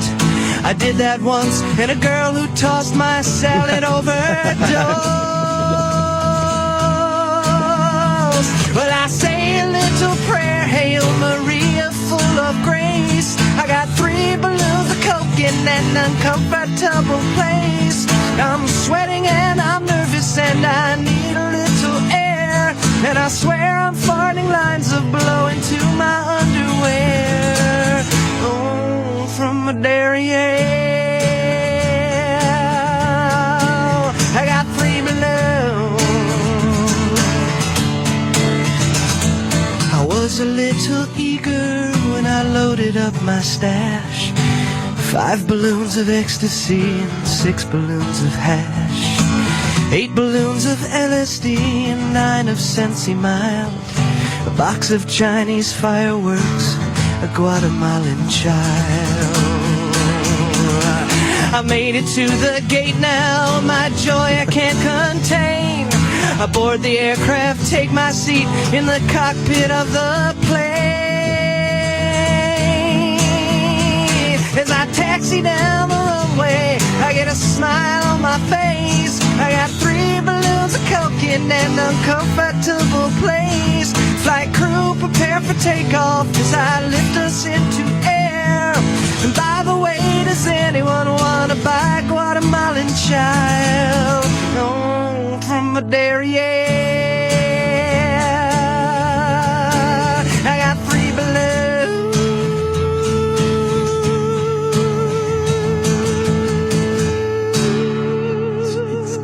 Wonderful. Stephen Beautiful Lynch. and talented True Stephen story. Lynch. What a sick fucking voice you got. Ryan Seacrest, everybody. Ryan Yes, Seacrest. right. A less glib. A less glib. Lynch out. Lynch out. This is Opie and Anthony. Yeah, Lynch out, Carnegie Hall Saturday, and whatarerecords.com if you want to get the new Stephen Lynch CD, 3 balloons. It's a pleasure. It was good seeing you. Yeah, there, very Lynch. Good to see you guys. It's been a man. while. Good to see you. Hang I'll in there come with back the more dad often. thing, you know? Yes. And we're gonna play some poker one I of these know. days. Let's do it. That was like, well, last time it was, I don't know what it was like. Hey, it's Wednesday at 1 a.m. Can you play? And I'm thinking about it. I know. I'm sitting Well, I there know going, it's always a temptation. fuck, I think I man, can wanna pull this play. off. Right. I think I could go right to the show. Yeah, we definitely got to play. I'll give you a little more time.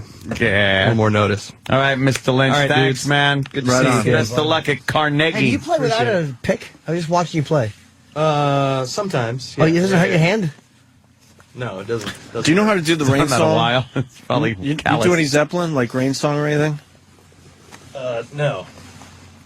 I'll try it at Anthony's karaoke palace. Yes, yes, of course. I'll give it a shot. Everyone's welcome. Do you ever go up a karaoke?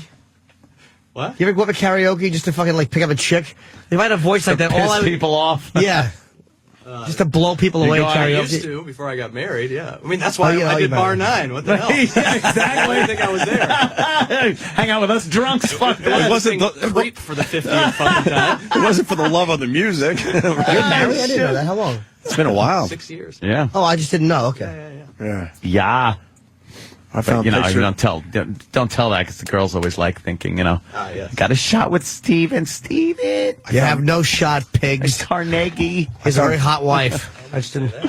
I found pictures of us from the Vegas trip there, Lynch, from like 6 years ago. I had fucking hair down the fucking ear. I was a fucking mess. When I was wandering the world, I ran into Lynch in L.A. I ran into Lynch in L.A. and he goes, dude, we're going to Vegas tomorrow. I'm like, all right, let's go. Fucking his crew. How's Tyke doing? We see him on I TV saw doing him his on another commercials. commercial. He's there at the boardroom. Yeah. He's at the boardroom table. That's his thing. Talking about something. Load Yeah. of commercials. It's unbelievable. He pops up everywhere. Break into the movie biz. And Yeah. Yeah. He might show up to Carnegie Hall, though. Oh, really? He can't miss this one. No, fucker. He better I've not. ever worked with is going to be at this one. I think. Yeah. What do you mean he might? You should know by now. Maybe he's got to play a giant fly for some commercial. I think he's going to be there. Okay. He was a giant fly, right? I think it was a mosquito Or or something. It was some Yeah. kind of bug. It's funny. Or it's just his head. Live life to the fullest the one day that you're alive. Yeah, that was it. We should play another Lynch song going to break, some old school stuff. Cool, man. What do you want to hear? Old school, even though you're not going to hear it because you're walking Nothing. out. Doesn't matter to you? Hey, Travis. It's like, I was like, fuck. Travis, pick out some old school Lynch as we take a break here. Lynch, thank you, doing man. NPR next. He doesn't give a shit. Yeah, really. Done with us. right. Yes. Well, Obama's healthcare plan is Well, it couldn't be any bigger. no. No, Jimmy. There's only one word that rhymes. Well, that's not true. The deficit's getting bigger. Yeah. You should just lose it one day. itself. You should just lose it one day. It should only figure. Yeah, You should just, exactly. just turn into a horrendous racist at Carnegie. Just fucking say, fuck it. 48 hours. Well, all right. Steven, man. All right. Thank you, sir. All right. It's fun walking around the glass hallways of this fucking ant farm. Thanks for letting me back on your show after so many. Yes. We thought you abandoned us, but It was a misunderstanding. All right, let's David. Best of luck, bro. We'll take a break with an old Lynch song, and I have we'll to tinkle, continue. Gregorio. Let's do that then. Hit it.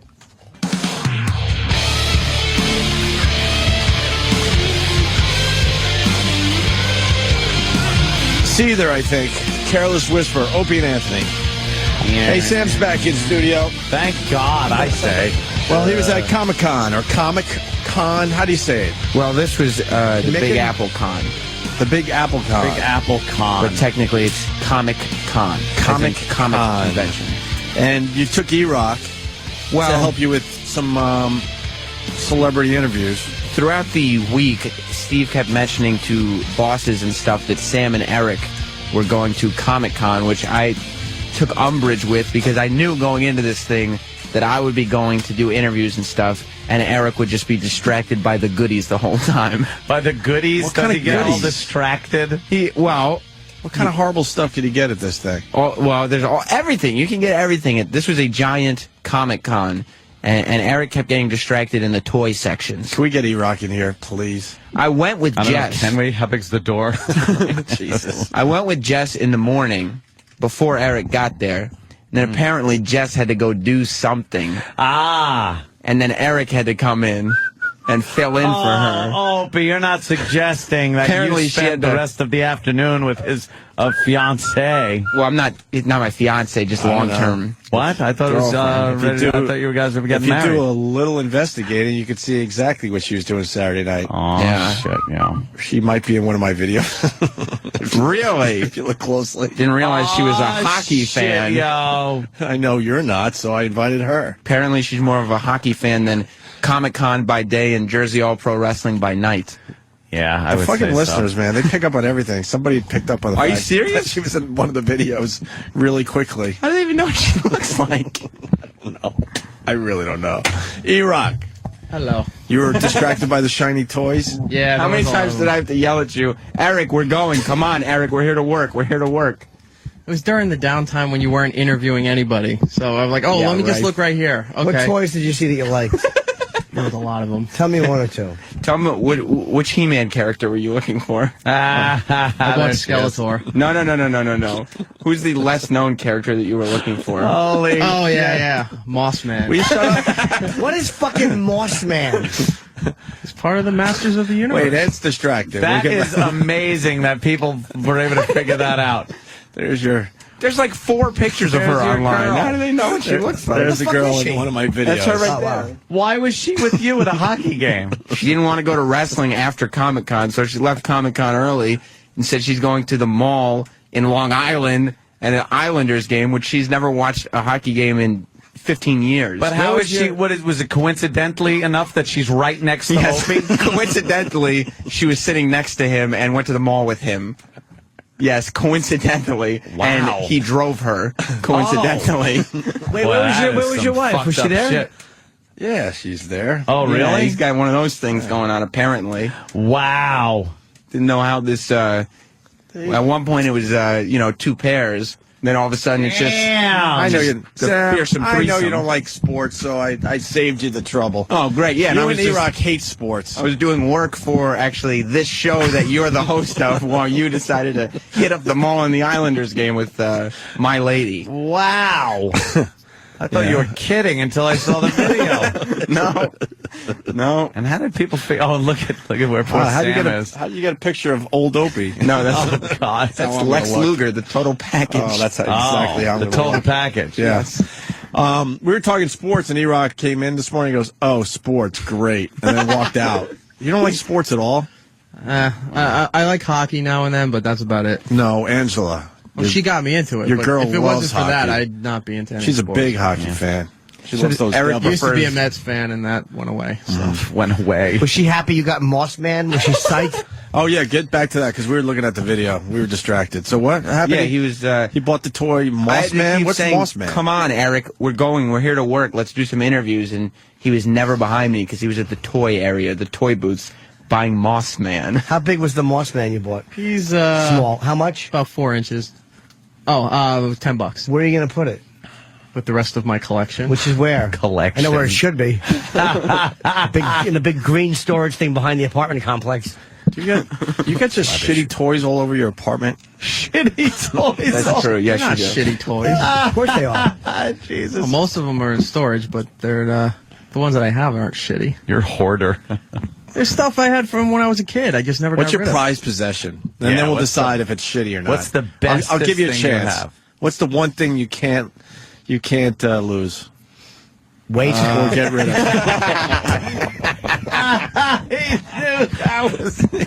It's gonna hurt. That's the formula. It works. That's the formula. It works. right. What's the one thing? If you lost this or... It's not really a toy. It's a big hand autograph thing from Matt Groening from The Simpsons. He was upset. That's pretty cool. He was upset because he How went could we to beat him up on that one. Well, Easily. he went to one of the toy booths, and he was upset because the Ned Flanders action figure that he wanted was too expensive. How much was it? They wanted $25, but it's all bent up and everything. I wasn't going to pay for that. Where do you put these things? All over your bedroom and stuff? No, the Simpsons. They're in the Simpsons bathtub stuff, with him. No, the Simpsons stuff is hanging on a wall. Okay. In one of the rooms of my apartment. How many The rooms do you have? Simpsons stuff is cool. I have 4 rooms. Big Kev's on the line. How do we get to Big Kev? Big Kev, what's up, buddy? I heard something about shitty toys all over an apartment. Oh, I'm sorry. Figured he better call. Hi, Big Kev. I thought maybe you were talking about me. I just don't understand that culture, to be honest with you. I mean, I know you don't. I know it's huge. I know these things do very well, but I just can't be bothered. Just like E-Rock can't be bothered with sports, even though he was at the Yankee game over the weekend. That wasn't. I was offered a ticket to go. Huh? Oh. I can't understand being a Mets or an Islanders fan. At this point, Kev, I can't understand it myself. So there we go. Yeah, I know. I respect it in somewhat. Did Ant talk about him holding some very expensive comic books while he was there? Oh my goodness! What'd you hold? Did I hold some expensive fucking comic book? We went to a comic book little booth there, and wow, these guys are back there with suits on and everything. Everybody Very else is... exclusive dealer. Yes. And what was some of the amazing comics that I was shown? I gave Anthony a Detective Comics number 27, which is the first appearance of Batman. First appearance of Batman. So? This well... No, can I have to say, I'm not even trying to make jokes. So? Yeah. So until you ask you get the price. Yeah. What How kind of much condition? would you assume? All right. How much would you assume that would go for? Well, with inflation, it was 10 cents when it all was right. bought. With inflation, $5.75. $5.75. Let me guess. Hold on. Jimmy's going to guess it. I have a question. What kind of condition was it in? It was a 4.5, Jimmy. That's mint? Jimmy knows. 4.5 out of 10. Oh, okay. No, I don't know. I don't know points. I know mint, near mint. So it's like what? Good? Is that considered good? That's the cover. Slightly above, but yeah. And it was a restored copy. Which means what? Which means that professional people had done some restoration work on mostly the cover and perhaps a few pages on the inside. Oh, okay. So it's doctored. Doctored. Well, we prefer restored. I would say, to play conservative, $4,827,000. It might as well have been. No, I'm going to guess, say 15,000. Okay, it was 45,000. $45,000. Wow. For Yeah. what? What? Like, what do you do with it? Well, I put it in my den. Yeah, you could do that. What was it I in? did not buy it. What were they? Kev, what was it being I stored would in? put it in one of my bedrooms. Yeah, put it So in you the have something shitter. to read while Put it you're on the taking a shitter. Jimmy, what'd you say? What was it being stored in? Not just a plastic fucking bag. No, it's in it's what we refer to as a comic coffin. It's a plastic case that is not intended to be opened. It can be opened, but it's not intended to be opened. It's hard plastic. Right. And if you shake it around, will the magazine shake, or is it? Absolutely not. Wait, so you can't even read it? No, it's not for reading. Opie, You know what at happens. this point, Opie, there have been so many reprints of that story. You could easily find one in a place Yeah. that is You affordable. wanna- But if I'm spending $45,000, I want to read that copy. I mean, you could, like I said, you could open it, you could leaf through it, but you run the risk of your $45,000 comic becoming $38,000. Would it make you really nervous if I was eating it while I was having salsa and chips and drinking coffee? If it was mine, it wouldn't be anywhere near. You just lose your mind. Eating over it, you just eat chips and salsa. You're flipping pages. Oops. You flip a page too fast, it rips. You're like, oops. A little, shit. Well, what are you going to do? Ant also had a Superman #1 in his hand. Wow. Yes. What is I'm going to that? guess, let me guess on that one. Now, what kind of condition? That was a little bit better, Jimmy. Like a 6? Probably more like a 5.5, maybe a 6. Can I guess $60,000? Yes, but you'd be wrong. It was only $43,000. Yes, $43,000. That more expensive, huh? $43,000. Well, it was obvious it was going to be about the same price if it's the first time Superman appeared in first Quite time. amazing. No, sir. It's the first issue of Superman in his own magazine. Superman originally appeared in Action Comics. Yes. See, That would have been proving I'm even not a more geek. expensive How much is that comic. one? It would depend on condition, Jimmy, and I would say your guess of 60 would probably go for one that was about a 3 or a 4. Now, Kev, what's the most valuable thing you own? The most valuable thing I own? I don't know.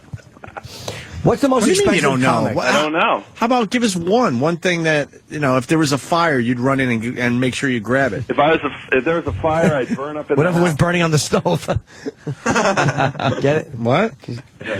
It said if there was a fire in my house, I'd probably die trying to put it out. Oh, all right. Oh. I have a lot Making of fun of your original own art, slowness. Opie. Yeah.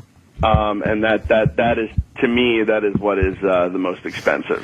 Now, the R2-D2 that was there was amazing. The little kid on it, dressed as a little Jedi. Yeah. And he was riding it. Tiny little dork. It was it was a real size. It was like it was from the movie. It was better than the prop they used in the movie. It was did everything. better than all of them they've used for the movies. Yeah. Quite amazing. All radio controlled. Were you impressed by anything there? I was over impressed the by weekend? that. Yeah. I was impressed by that. I was impressed by the fact that William Shatner was gone in less than an hour. And I saw him on Sunday.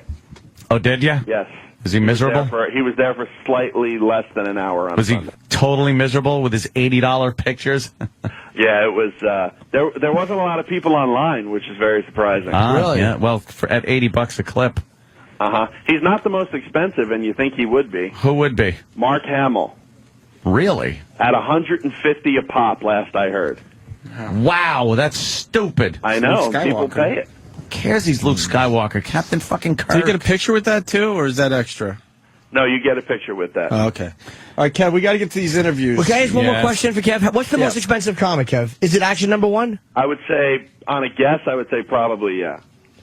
And how much is a mint condition of that? I don't think there's a known mint copy of that book in existence. Somewhere. What's the most expensive copy? About 90? Somewhere. In one of these apartments with a dead person. Jimmy, I've heard of one as high as a 7.5, and it went for, I know it was over 100,000, but I don't remember how much. Oh, okay. Wow. For a goddamn comic book.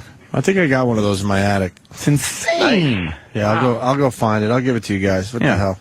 Oh, cool. Yeah. All right, well, Not you, enjoy Sam. the... I was by Sam when he did some of those interviews. They're very funny. Oh, good. Thank I can't you, wait. Big Kev. Thanks, Okay, Big Kev. take care, guys. Good talking to you. It's been a while. Bye. All right, there goes Big Kev. Yeah, so Big Kev there at the comic, the Big Apple Comic Convention, whatever you want to call it. Everyone knows that idiot at those places. Oh, my God. I was walking around there like, I couldn't believe it. My apartment was infested with those things. They're called Silverfish. Silverfish. Yeah, I've had them too. Silverfish. Oh. Ugh, they're fucking Good eating, though. Yeah? Yeah. My cat likes them.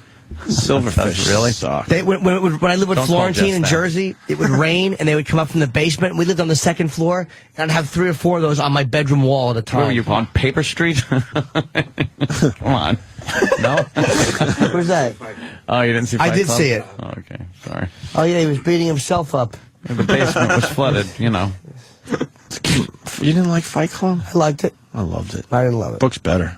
No, the movie's great. Book's better. Movie's great. Book's better. Movie's great. Infinity. Book's better. Movie's great. Book's Infinity. better. I said Infinity. Don't fight. +1. Book's better.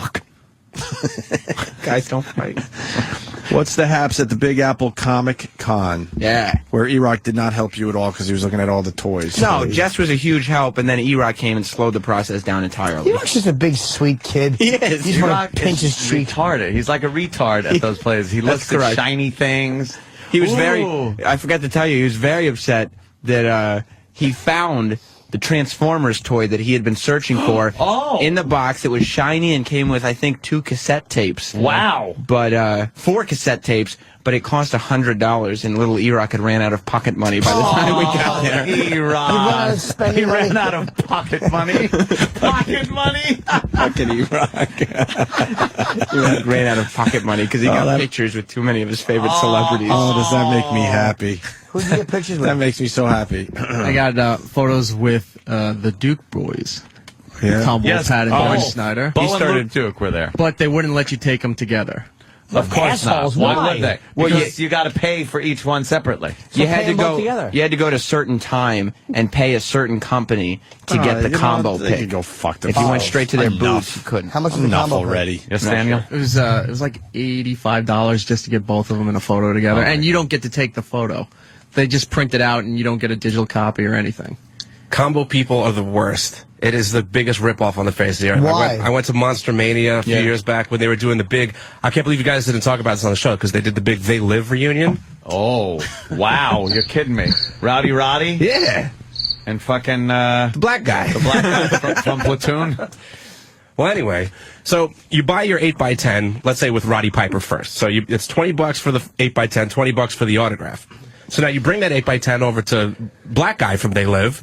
Now you figure, all right, well, he's just going to charge me $20 for the autograph. Yeah. No, he charges you another $20 because you brought your own item for him to sign. Oh, yeah, they do that Oh, too. fuck yourselves. And they also, like, if you do a combo picture with 2 Enough people, already. you got to pay. It's 1 picture. I understand. But you still have to pay for 2. Dude, I understand to a point, like, these guys want to make a little money and they're not doing that well, but that's just fucking ripping off your own fans. It used to be... It's disgusting. It used to be, look, you appreciated an actor or sports star, whatever the fuck he is, for his work. You were a fan of his work. And in exchange for that loyalty, he or she would give you an autograph or a picture. Right. It was a little trade-off for your loyalty and fandom. And it's turned into this thing where now they charge outlandish prices for these fucking autographs that you're not going to be able to sell for more money. Sorry. It just ain't going to happen. You got to it's like you got to go to a place where it's like you get ripped off. I mean, there's got to be like better companies that have like celebrities come in. Can't think of one. And get the picture taken. I can't think of a company. Yeah? Yeah. Say that. I mean, I don't really know. where you get the best celebrities. I don't know. Oh, really? I wonder who Would it be have an that. emporium? I don't know. You know, it's funny you should ask that, Ov. It is an Really? I emporium? wonder. Yes. What kind of emporium? Ted's famous people photograph emporium. Oh. You name them, I can get them. Yeah, Ted? Yes. Like who? Who do you want? All right. I have Trevor Burbick. Trevor Burbick. Trevor Burbick. Wow. What about Babe Ruth? That's a biggie. He's dead, Gregory. It's only living people who will come in and you can take photographs with them. All right, let's say I want... Combinations, whatever you need. I want an A-list star. I want Tom Cruise. He's not available. Why isn't he available? He's busy shooting a movie. Well, but that's just it. You being the company, you're supposed to find out No, when... we don't. But from Jerry Maguire, we have the lady who played one of the secretaries of the opening scene. when he's walking through saying hello, she was hello number 4. That isn't even off track of what these fucking conventions are, by the way. Crumplimkin. Helen Crumplimkin. Dude, that's exactly what these things are. I know, you're not even 90% of the people there are like, person number 8. Right. Yeah, she'll wave in a picture of Tom Cruise like she did in the movie. That picture is $722. Shipping costs. Who are some of the celebrities that had no line?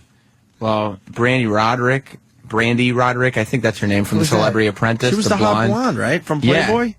No one was online to get her autograph? I was there for like 4 hours back and forth, and I never saw it. Oh, my God. How embarrassing. Mickey Dolenz had a surprisingly short line, because he's Mickey usually... Dolenz, there was no one most there. of his fans are dead by now. He had a whole fucking bunch of, monkeys' drum heads up there that were signed and drumsticks. The problem with Mickey Dolenz, and a lot of those guys fall into this problem. He used to have a long line, but he's at every convention on the East Coast. So no one gives a flying fuck. Everybody's already got Mickey Dolenz. They got it. They have already. Yeah. Don't need it. Who else? Virgil had no line. Virgil was there again? Wrestling superstar. Yeah. Is this the latest Virgil? Yes. $1 Million Man Ted DiBiase and Virgil. And no, Ted DiBiase did not show up. Yeah, they advertised he was coming, but he was never booked to be there. And he's got one banner that just says... Yes. Yeah. If it sounds like E-Rock's pissed off, it's because he had his $1 million championship belt ready to get signed by Ted DiBiase. Oh, the $1 Million Man signing the $1 million belt. Jesus bring Christ, it there. did you He wasn't get going robbed? to be there. He was going to bring it there. I was going to. He had it in the office. I didn't know Black Earl was Virgil. No, that's Virgil. It's a different guy. I know. Look at the pictures all of alone empty again. lines. No, I love empty All line alone pictures. again. it's the only one E-Rock took. You know who else had nobody in front of him? Who? Fucking the kid from Terminator there. Eddie Furlong? Yeah. He had that long line, though. Did he? Yeah, it was You mean the kid from Pet Cemetery, too? That kid. There had a bit of a drop when I off, walked didn't he? by, there was no one online. Really? Yeah, you sure it wasn't for Linda Hamilton? She was right next to him. I thought the line was for both of them. I don't know. Maybe a double? You're saying a double? Maybe a combo type no deal. combo shot. Stop it. Hey, I just want to jump in here. Dave from Hate Speech Radio. Just as an example of people who care about their fans, Brie Olson signed an autograph for me for $5, and I got to feel her tits. Wow. There you go. Brie's a good girl. Eric started flipping the hell out because we passed some Battlestar Galactica cast members. No way. Previous or new The new Battlestar? ones. Oh, okay. Oh, there were two. Because I saw... There were Boomer from the old series. Boomer. Never saw the old series. Yeah, but from the old Battlestar Galactica. And what's her name there was also there from Buck Rogers. And the guy from Buck Rogers. Aaron Gray. Yeah. Who's the guy that played Buck Rogers in Buck Rogers? I don't know his name, but John Wayne? No. Hold on. It'll probably pop up here. Gil Gerard. Thank you. Oh, Gil Gerard. Thank you. Sure. Gil Gerard was sitting there, no line, looking like Gil Gerard's great-grandfather. And he was shoving food in his mouth out of this little styrofoam thing. You don't want to see these guys like that. And I looked just going like, oh. Is that him sweating? Yeah. Oh, yeah, that's Gil Gerard. That's Where Buck are Rogers. these pictures? They're all over. I mean, there's the one Virgil picture is on E-Rock's Twitter, but other than that, it's just a Google this was image. just Google image, yeah. All right, just Google it. Tom Wopat, when I went, had no lines. He was just surfing on his laptop. Embarrassing. That's humiliating. Because the line was all next to John Schneider. It's John Ernie Schneider. Hudson. Because John Schneider's got like fucking Smallville people and shit like that. And then what does Tom Wopat have? Oh, I did the revival of fucking some shitty show on Broadway. He's got a lot of things going on. He's in a jazz trio now. Oh, stop it, Sam. Ernie Hudson didn't have any line when I passed him. Well, I saw him going to the concession stand with his "Who You Gonna Call," and on the back it said Ghostbusters. I on it. was And then wondering. when he got behind the counter, he would put back on his jumpsuit and smile and shuck and jive a little bit. You know what I'd like to do to Ernie Hudson? I'd like to just drop honey jars in front of his feet. Have him throw bees on me. I'm gonna hurt you, Red. The Batmobile and the what's it called, the DeLorean, both had longer lines than any of the people we mentioned. And I was The upset cars. with the DeLorean because you don't fucking pimp out the DeLorean by putting television screens in the grill, in the license and plates, in the fucking license plates, and in the doors like that. Just stop it. The flux capacitor looked good; it was fluxing. The equipment looked good on it, but why would they ruin it by putting television screens? Eric also, he turned to me while we were walking at one point. He turned around and said, "I'm tired. You know, my legs hurt. Yeah, I'm hungry. That's shiny. I want it, but I have no pocket money. I've run out of pocket money, but I'd really like my Transformers toy." How do you run out of pocket money? I love its pocket money. He's run out of pocket. No, why wouldn't you bring more pocket money? Did he ask to borrow I had 6 a lot. pence? Yeah, no, he brought a lot of pocket money, but so many of his favorite stars and so many goodies were there. He didn't know how to ration it properly.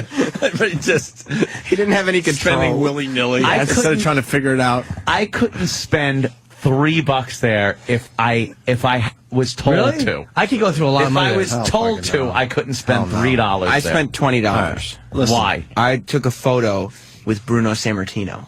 Bruno was there? Yes. I would like to see Bruno. Now you got me a little bit. I He's think old that- school. but he hates Vince McMahon and everybody, He doesn't hates he? him. He won't even get into. He won't accept nomination into the WWE Hall of Fame. Why does he hate him? He doesn't like what Vince. He doesn't. I don't know. They starting to left think- on terrible terms. I'm starting to think his own son doesn't like Vince David. McMahon. Dave, I doubt he does. No, but Shane quit, right? Oh, Shane. What's that about? He retired. Shane McMahon resigned from the WWE. Really? He's younger than us. What is he doing He retiring? said, being 40 years old, he has decided that he wants older. to pursue other things. He's thanked everybody. He's had a great time. He said it's time now to move on. Yeah, really? Time to give up the $1 million job he had? Maybe he's I going to think help he's his had it mom. with dear old dad. Probably sick of just doing that. His whole life has been about men in tights. Yeah, but he's is the Wrangler gonna beat up on the Toadstooler? Hey, how about the jogger who hits the hat mongler with the chair? Shut up! That's His whole unnecessary. fucking life has been that nonsense. I don't know if that's Yeah, all. but he's in line to take over this $1 billion company. He's That's 40 true. years old, You know? and his Well- father's like, get in there and take some bumps. I mean, he probably left at the right time because it looks more like Triple H and Stephanie will be taking over the reins of that. He got forced out. I think he got pushed out. I was smart. I'm smart. He's sitting in the chair. Got passed over. Oh, God.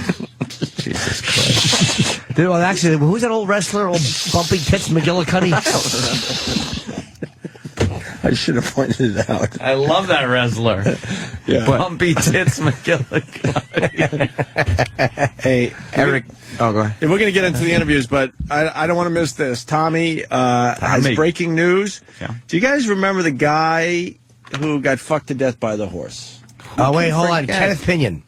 I don't remember his name, but obviously someone was videotaping that, right? Yes. Well, the guy who filmed the Lucky guy... devil. The guy who filmed the guy who got fucked to death by the horse in Seattle got arrested for anyone? For? Not rewinding a movie? For? Bestiality photographs. He got arrested for... Fucking a horse. Fucking a horse. Fucking or being fucked by? He learned his lesson. He's going to be doing the fucking. 2 men face animal cruelty charges after investigators believe one of them spent months consistently engaging in sex acts with a horse. According to blah blah blah, the Herald, The horse picked him out of a lineup and whinnied.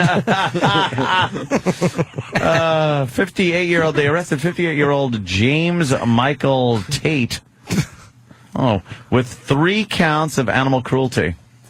Another Wait, hold on. What is 3 counts? Do they watch him fuck the horse twice and then nab him the 3rd time? Or did the horse stomp 3 times? I was going to say, how times he many fucked times it? did he fuck you? And he just stomps 3 times. Probably anal You know the stupid and horse vaginal just... and, well, you yeah, but wouldn't the get a horse blowjob didn't even from a horse. notice. He's probably just sitting there No, eating horse his don't oats. care. Doesn't give a shit. Wait, the man dick? Horse laughs at that.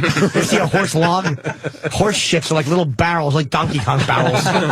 You can take a guy dick all day. Horse probably thinks there's a gnat hiding in his asshole. He swats at old Jimmy Tate's wiener. It's not cruelty. It's not cruelty if you can't feel it, right? It's animal silliness. It should be. Animal antics. They really should have a law in the books. Yeah, animal silliness. Tom animal foolery. So that fucking guy. Animal silly. Animal silliness. I like that.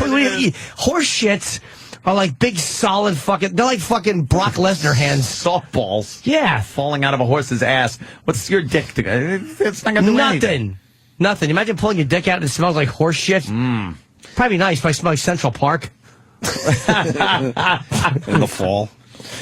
Can we get some interviews done or what? Yeah, I was just going to say that Eric, the final Eric story is that he turned around to me and he said, man, I've never seen them, but after everything that's going on here, I might have to start getting into these Twilight movies. That's not what I said. Yes, you did. You said you were going to get into the Twilight movie. Not what I said. No, the one that chicks are all into? I started screaming at him and asking if he was a 17-year-old woman. He was a little girl. No. See, what it was is there were so many people dressed up like that. I asked you, I'm like, should I watch these movies? And then you said, what are you, a 17-year-old You said, girl? I think I'm going to start getting into these Twilight movies. Yeah. Twilight. That's what you said. You want to watch Twilight. Aw, sweet. You know what the steampunks are? Steampunk wear? Mm-mm. Okay. What is it? I don't know. It's some fucking like Victorian wear that these like Suicide Girl looking chicks will wear, like Victorian dress wear and stuff, but then with like gadgetry. Oh. Like fucking like oldie style, new style stuff, like futuristic from the past stuff. You should get into that, Eric. Yeah, Eric, you should do that. Can you dress up as one of the characters from And they wear Twilight? like top hats. They wear like top hats. They dress like Van Helsing. Yeah. And have like gadgetry. Ooh. That's a little weird. Would you No, wear it's a a top lot hat? fucking weird. Yeah, would See, you- look at that. See, there's a steam thing on the side of your head with things. I found all that out yesterday, It's by very the way. strange. Yeah. All right, let's get to a couple of these interviews. They're sitting here. E-Rock, Kev said they're really good, too. He didn't ration his money properly. He didn't ration his pocket money properly. His pocket's money. Pocket. Sam talks to the Iron Sheik, who was on our show, and then the next day he's at this Sheik. Comic-Con, Yeah. and Sam runs into him and talks to the Iron Sheik about humbling people at the con. All right, we're at the Big Apple Con with the Iron Sheik. What's the hap, Sheik? Oh, so far everything good. I'm with Nicola here, and we have a great time and pleasure to be in the Big Apple. Last time you were on the Opie and Anthony show, you mentioned a lot of people that you wanted to humble, fuck in the ass. Have you been doing any humbling here today? Well, I don't humble anybody here because it's, I mean, you know, a lot of people see, but I'd like to humble that jabroni Brian Blair again if he was here. Only him. A lot of the people who come to Comic-Con are dressed very strangely. They wear costumes and things. What's your feeling on that? Well, like I said, this is like carnival. People want to see from midget to the giant, A to the Z, and it's a great show. That's right. All right, well, Iron Sheik, I hope you have a great day, and thank you very much. Oh, a pleasure again, and I want to say hello to all my number one radio station, Howard Stern, 101 News, and also Killer Comedian, and WWE or WWF, my all wrestling fans. God bless you guys, and have a good day. What the Wait. Give him a second. Give him a second. Put him back on the fucking map. Give him a second. Howard fucking took Iron Sheik after we put him back on the fucking map. Let that be known to everybody That's out there. 100% true, but you didn't What let him the finish. Fuck. He sounded like he was finished there to me. No, he wasn't finished. Yeah, really? I'll back Oh. up. I'll back up. Yeah, that sounded finished. He wants to thank Comedian Howard. and WWE or WWF, my all wrestling fans. God bless you guys, and have a good day. That's how it ends. Have All a right, good well, day. Maybe there was some type of bad burn or something, Gee. because I'm sure Have a that's good- not how the Thanks a track. lot. There's never anything fucking after have a Sheik. good day. Well, I'm sure that the track is longer than what you Thanks played. a lot, piss your pants, fuck. Yeah. Yeah, but that's we had Iron Sheik on fucking shit. Yeah. E-Rock would know. He 8 doesn't years know. ago. He doesn't know. And WWE or WWF, my all wrestling fans. God bless you guys, and have a good day. And Opie and Anthony, too? Absolutely, Opie and Anthony, You my had to tell patron, him. both of them. Opie and Anthony, Opie and- number one radio station. Have a good day. See, we're the number one radio station. There you Yeah, but I'm gonna kick him but in the he just balls said next time that he's Howard here. was. go. He doesn't know what he's saying. Oh, That's the thing. okay. That's why it's okay. He has no Now it idea makes what he's sense. saying. He may have tipped a few back. Yes. Want to start watching Twilight? Need more pocket money for better toys. Piece my pants. What? The Want to buy Boba Fett doll? But it costed too much at 25 and it was twisted up. Well, Sam talks to Nikolai Volkov. Yeah, because remember when I remember Sheik, him. Iron Sheik was on the show, and he said that he and Nikolai would humble Hulk Hogan and Brian Blair. Yes. So I said, I got to talk to Nikolai and see if he's doing any of this humbling See stuff. if he's in on this. Yeah. All right. All right, we're here with Nikolai Volkov. Nikolai, what's the haps? Everything's okay. We're doing really good here. It's always nice to be in New York. In New York is, you can say, like one of the biggest metropolitan whole United States. New York is a big apple, Madison Square Garden. I have lots of good memories. And I'm here with my old partner, Iron Sheik. And we are great. Everything's beautiful. Yesterday, Iron Sheik did say that you and him combined would humble Hulk Hogan and B. Brian Blair. But he also said he would fuck their asses. Was that something that you would be involved in, too? No, I don't do that. I just kick him. I just kick him in the ass. Okay. Because they are not good. They are not good. Either one. They're both assholes. And if it comes to the ring, I kick him ass anytime. But you'd leave the fucking to the Sheik. Exactly. All right, thanks a lot. You can hear the Iron Sheik in the background. Sheik lost his mind there. Yelling, yeah, fuck them, Nikolai. Fucking Iron Sheik. What the hell? Yeah, and then I saw him get wheelchaired to the bathroom, which was a little... Yeah, we're getting to that point there. Oh, poor guy. We got that coming up. Sam talks to Tom Wopat. Yes, big celebrity interview.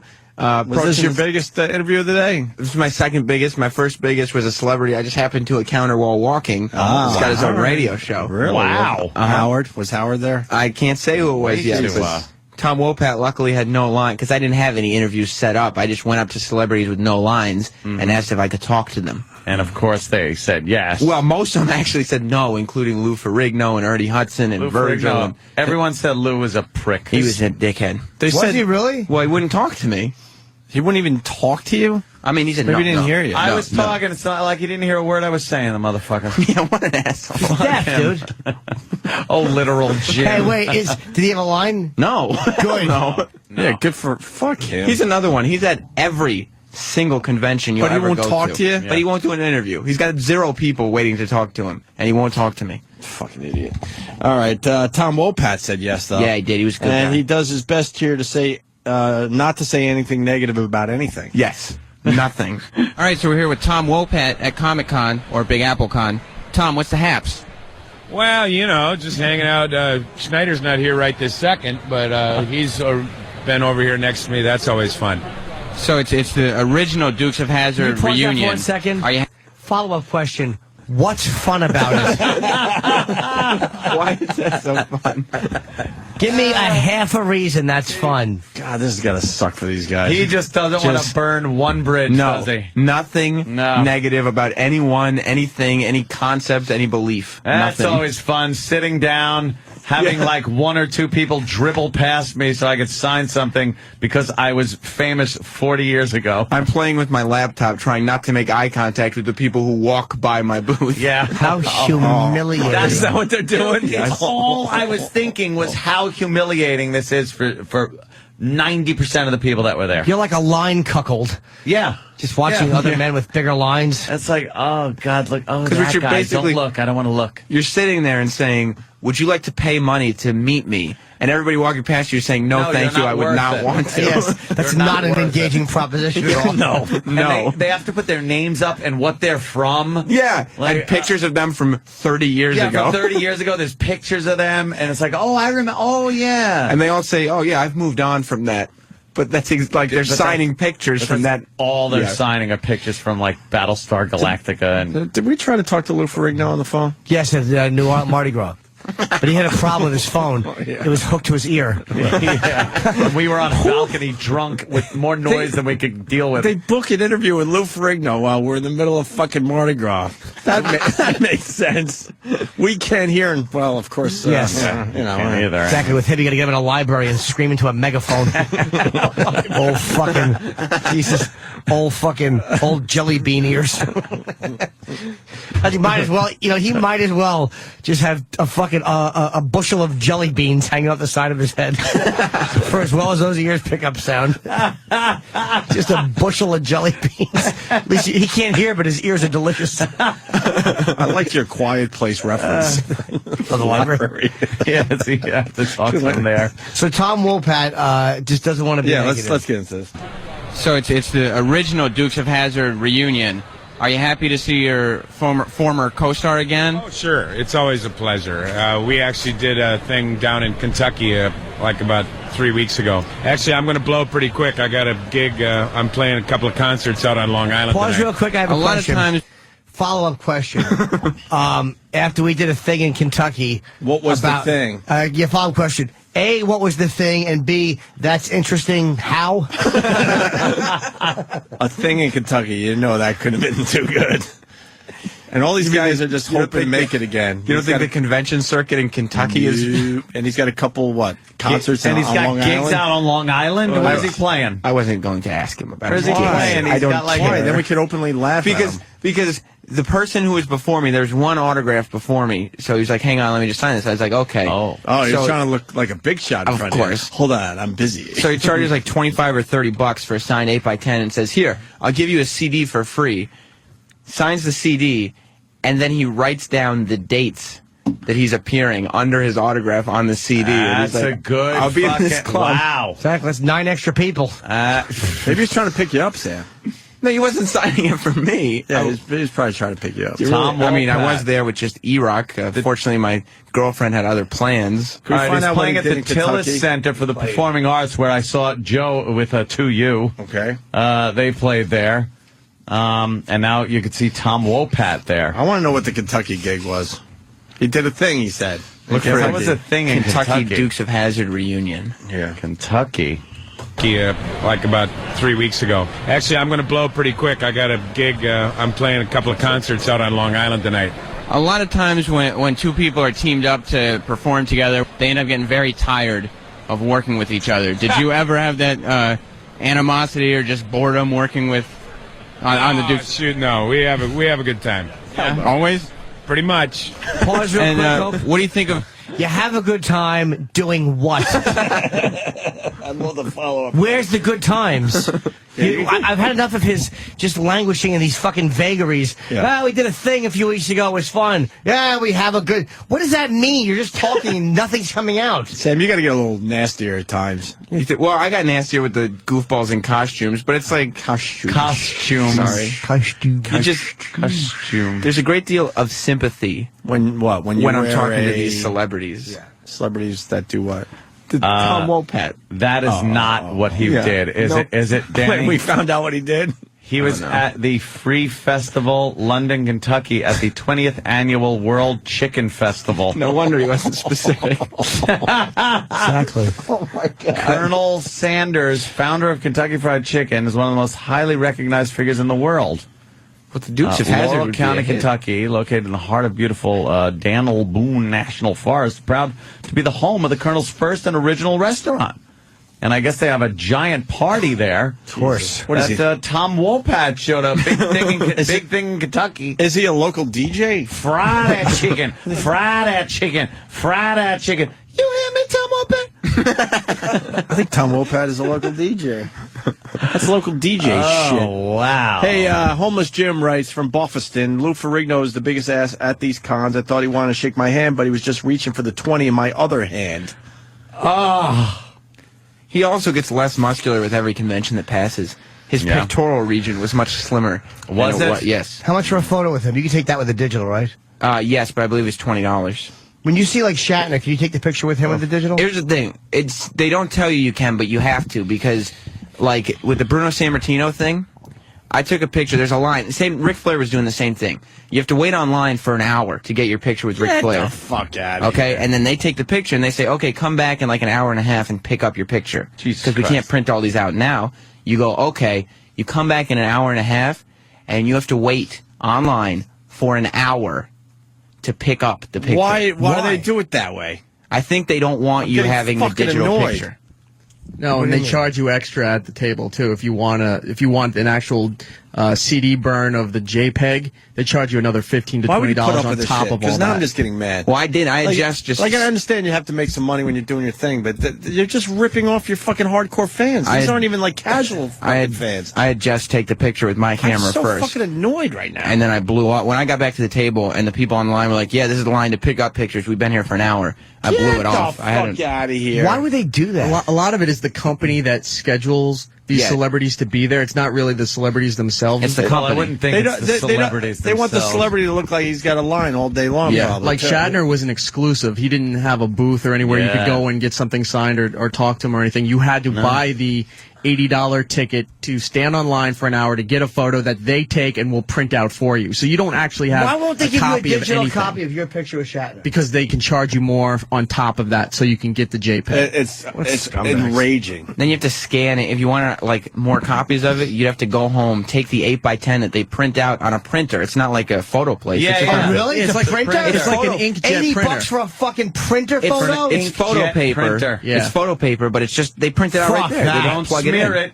Yeah. Don't touch it, it'll smear. And then you have to scan it Yeah. to get it on your computer. That's disgusting. Get your flatbed scanner out.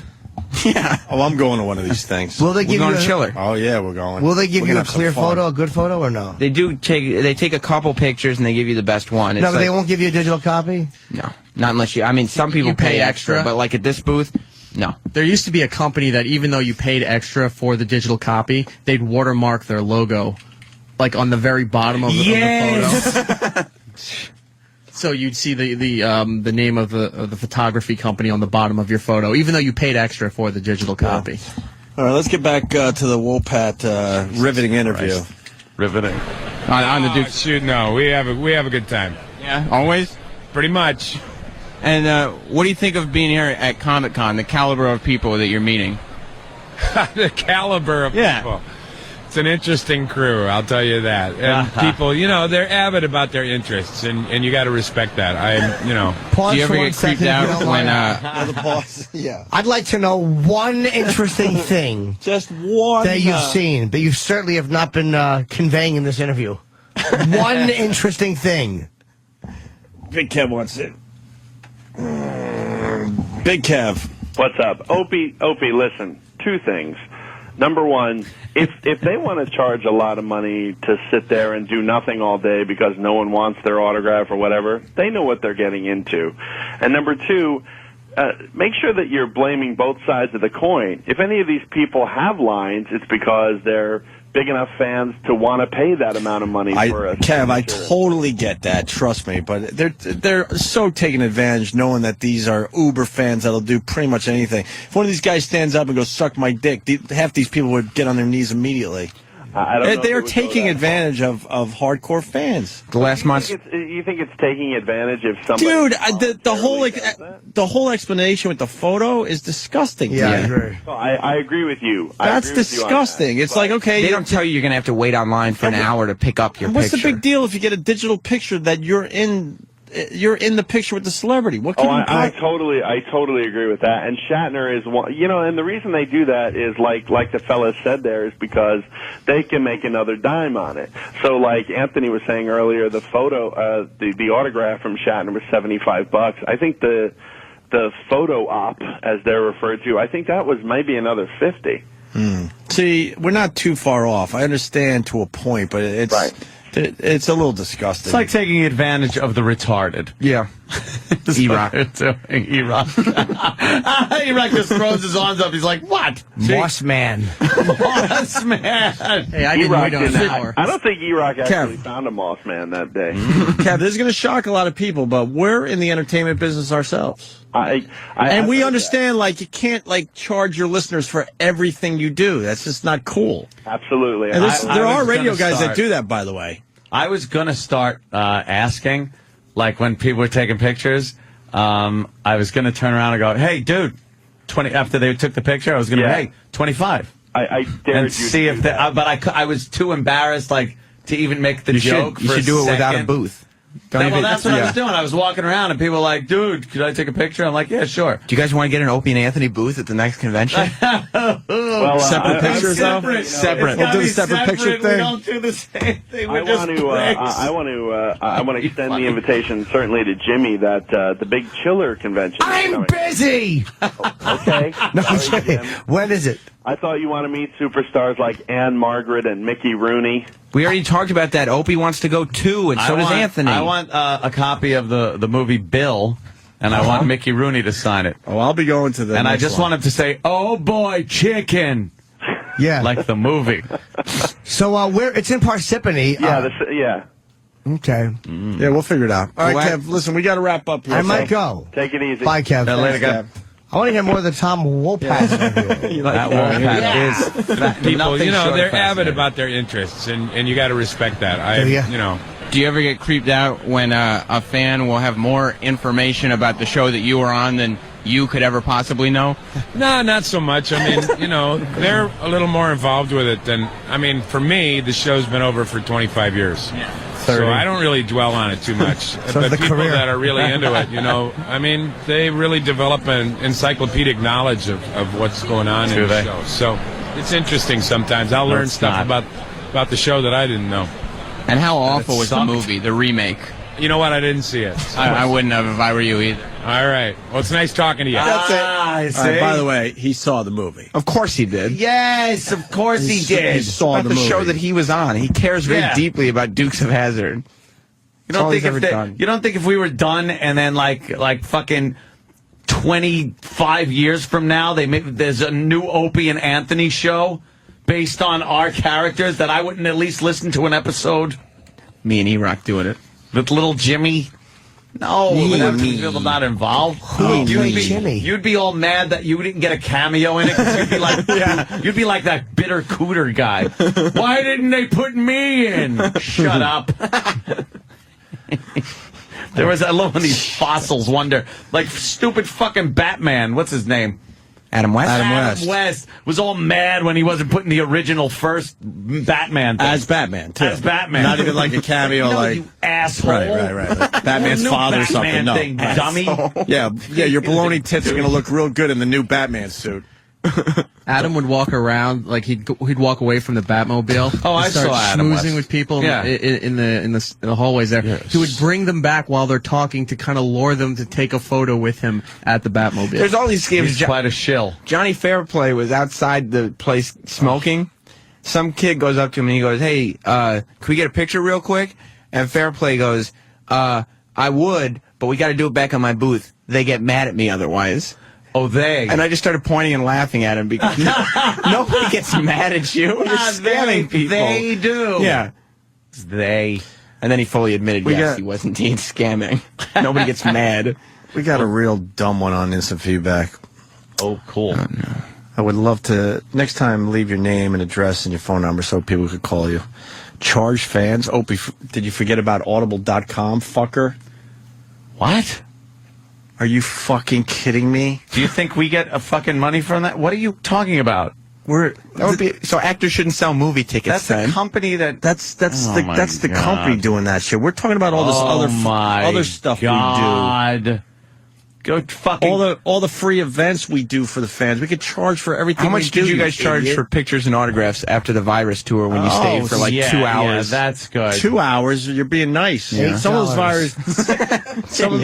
those virus shows we were there for 3 hours after the event ended. We didn't make a fucking dime. That's the point I'm trying to make, asshole. Someone's got to be an asshole. Why don't you charge to put a shotgun in your mouth? I'll pay and supply it. We're talking about all the extra stuff. Asshole. Right now, our careers are such that we're doing it for Sirius XM where you have to pay for this. Okay, this was the opportunity that was handed us. And the Audible.com, I don't even know if we make money, to be honest. I really don't.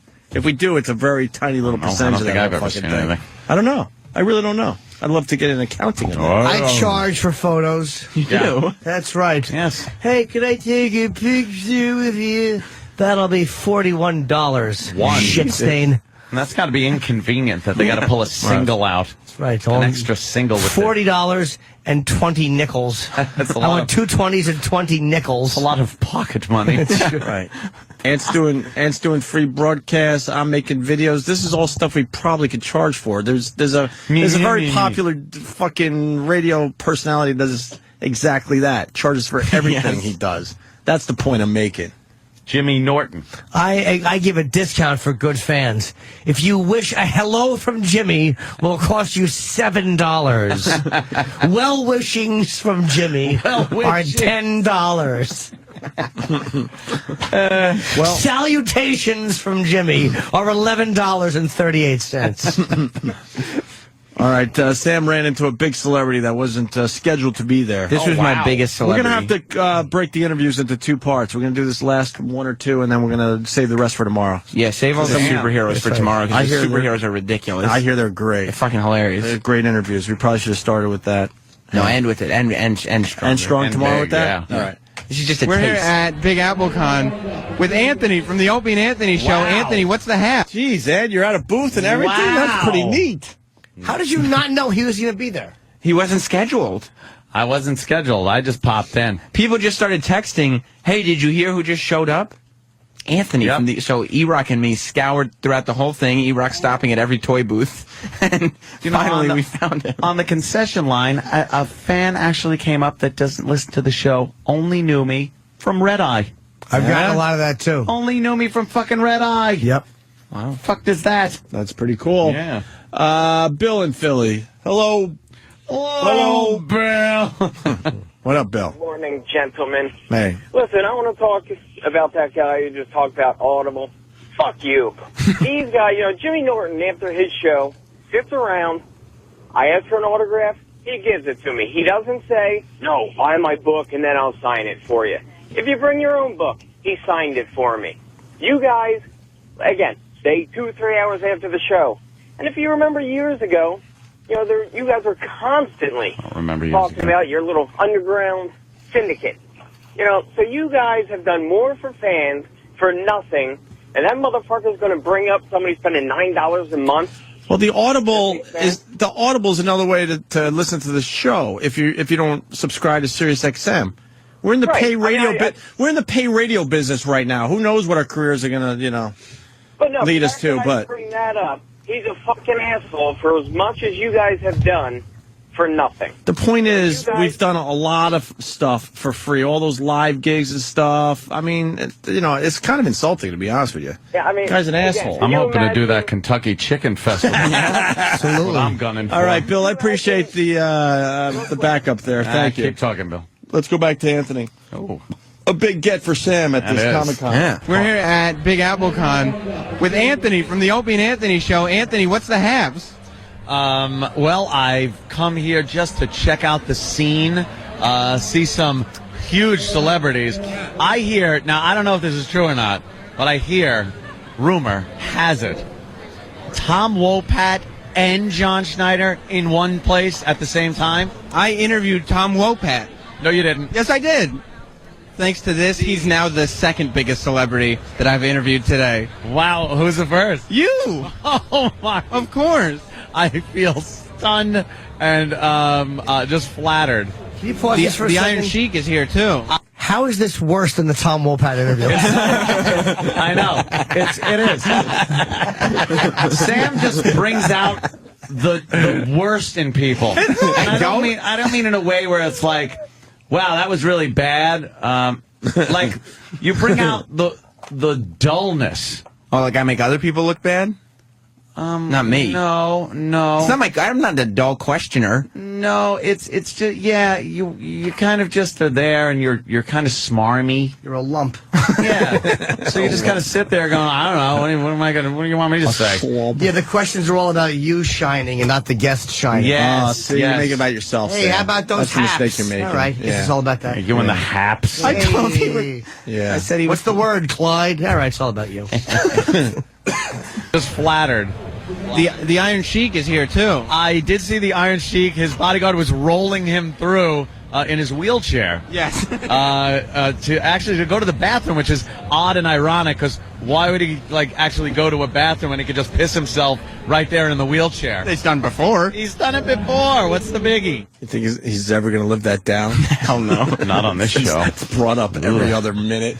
There's never a moment's peace for that poor man. Poor Iranian fucking tranny lover. His leaky fucking penis. Poor little cocked fucking Zionist hater. Giant boulder-sized prostate. Exactly. Can't hold in any piss. A giant, bald apostate. It's Turkish taffy in the heat balls. I sit on my testicles in my wheelchair. You had an interview with David Bowie? No. David Bowie from Labyrinth. Is there a difference? That's the same. It's Bob of Bowie from Maryland. It was a person who was disguised. Oh, yes. He was in a costume? Yes, it was a young man in a David Bowie from Labyrinth costume. Oh, that's ridiculous. Really? All right.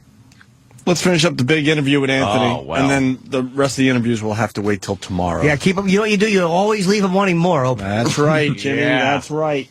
You're just here as a reporter. That's all. I'm here to report the events of the day. I got a regular wristband. Did you get a fan? Did you have to wait online? I did. Because I had to wait online. Let me tell you something. I'm not used to that. I didn't like it at all. What is, like, I was standing on it and go, what is this?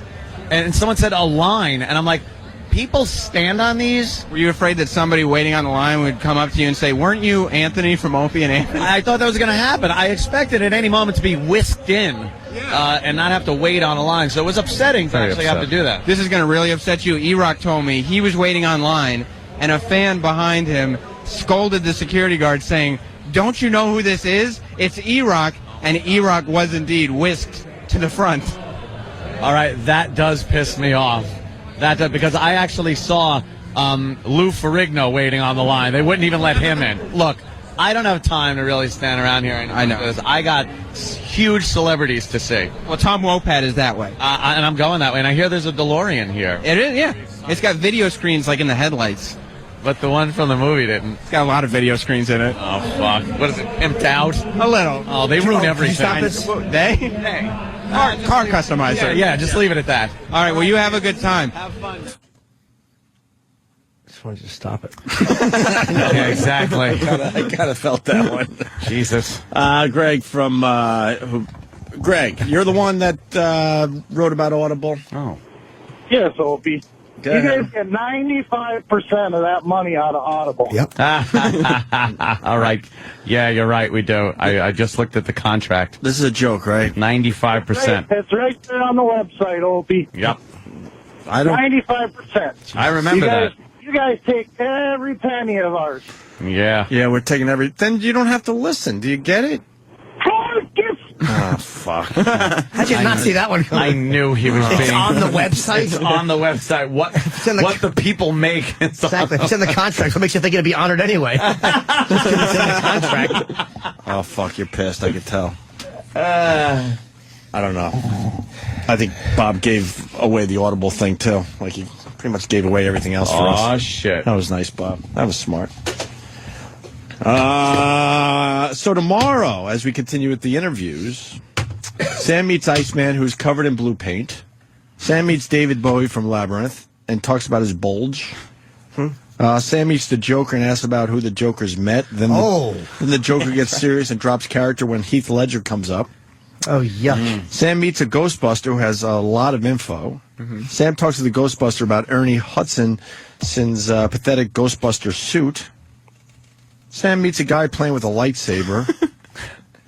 Toy sword fight guy explains how awesome his club is to Sam. He has a club of people. All these interviews are going to be great tomorrow. That's fascinating. Lightsabers. Yeah. Yeah. All right. Jimmy, Buffalo this weekend? Yes, thank you, sweetie. I have Buffalo this Friday only. First show sold out. Second show, tickets probably available. Town Ballroom. Right. And Stress Factory, I'm doing one night only. Night before Thanksgiving. Big night. 2 shows, Wednesday, November 25th. 732-545-4242. That's my only Stress Factory appearance at all. Wednesday, November 25th. And there are a bunch of funny stuff that I'm doing. And I'll do it. Let's get out of here. Thanks, guys. See you tomorrow. Bye.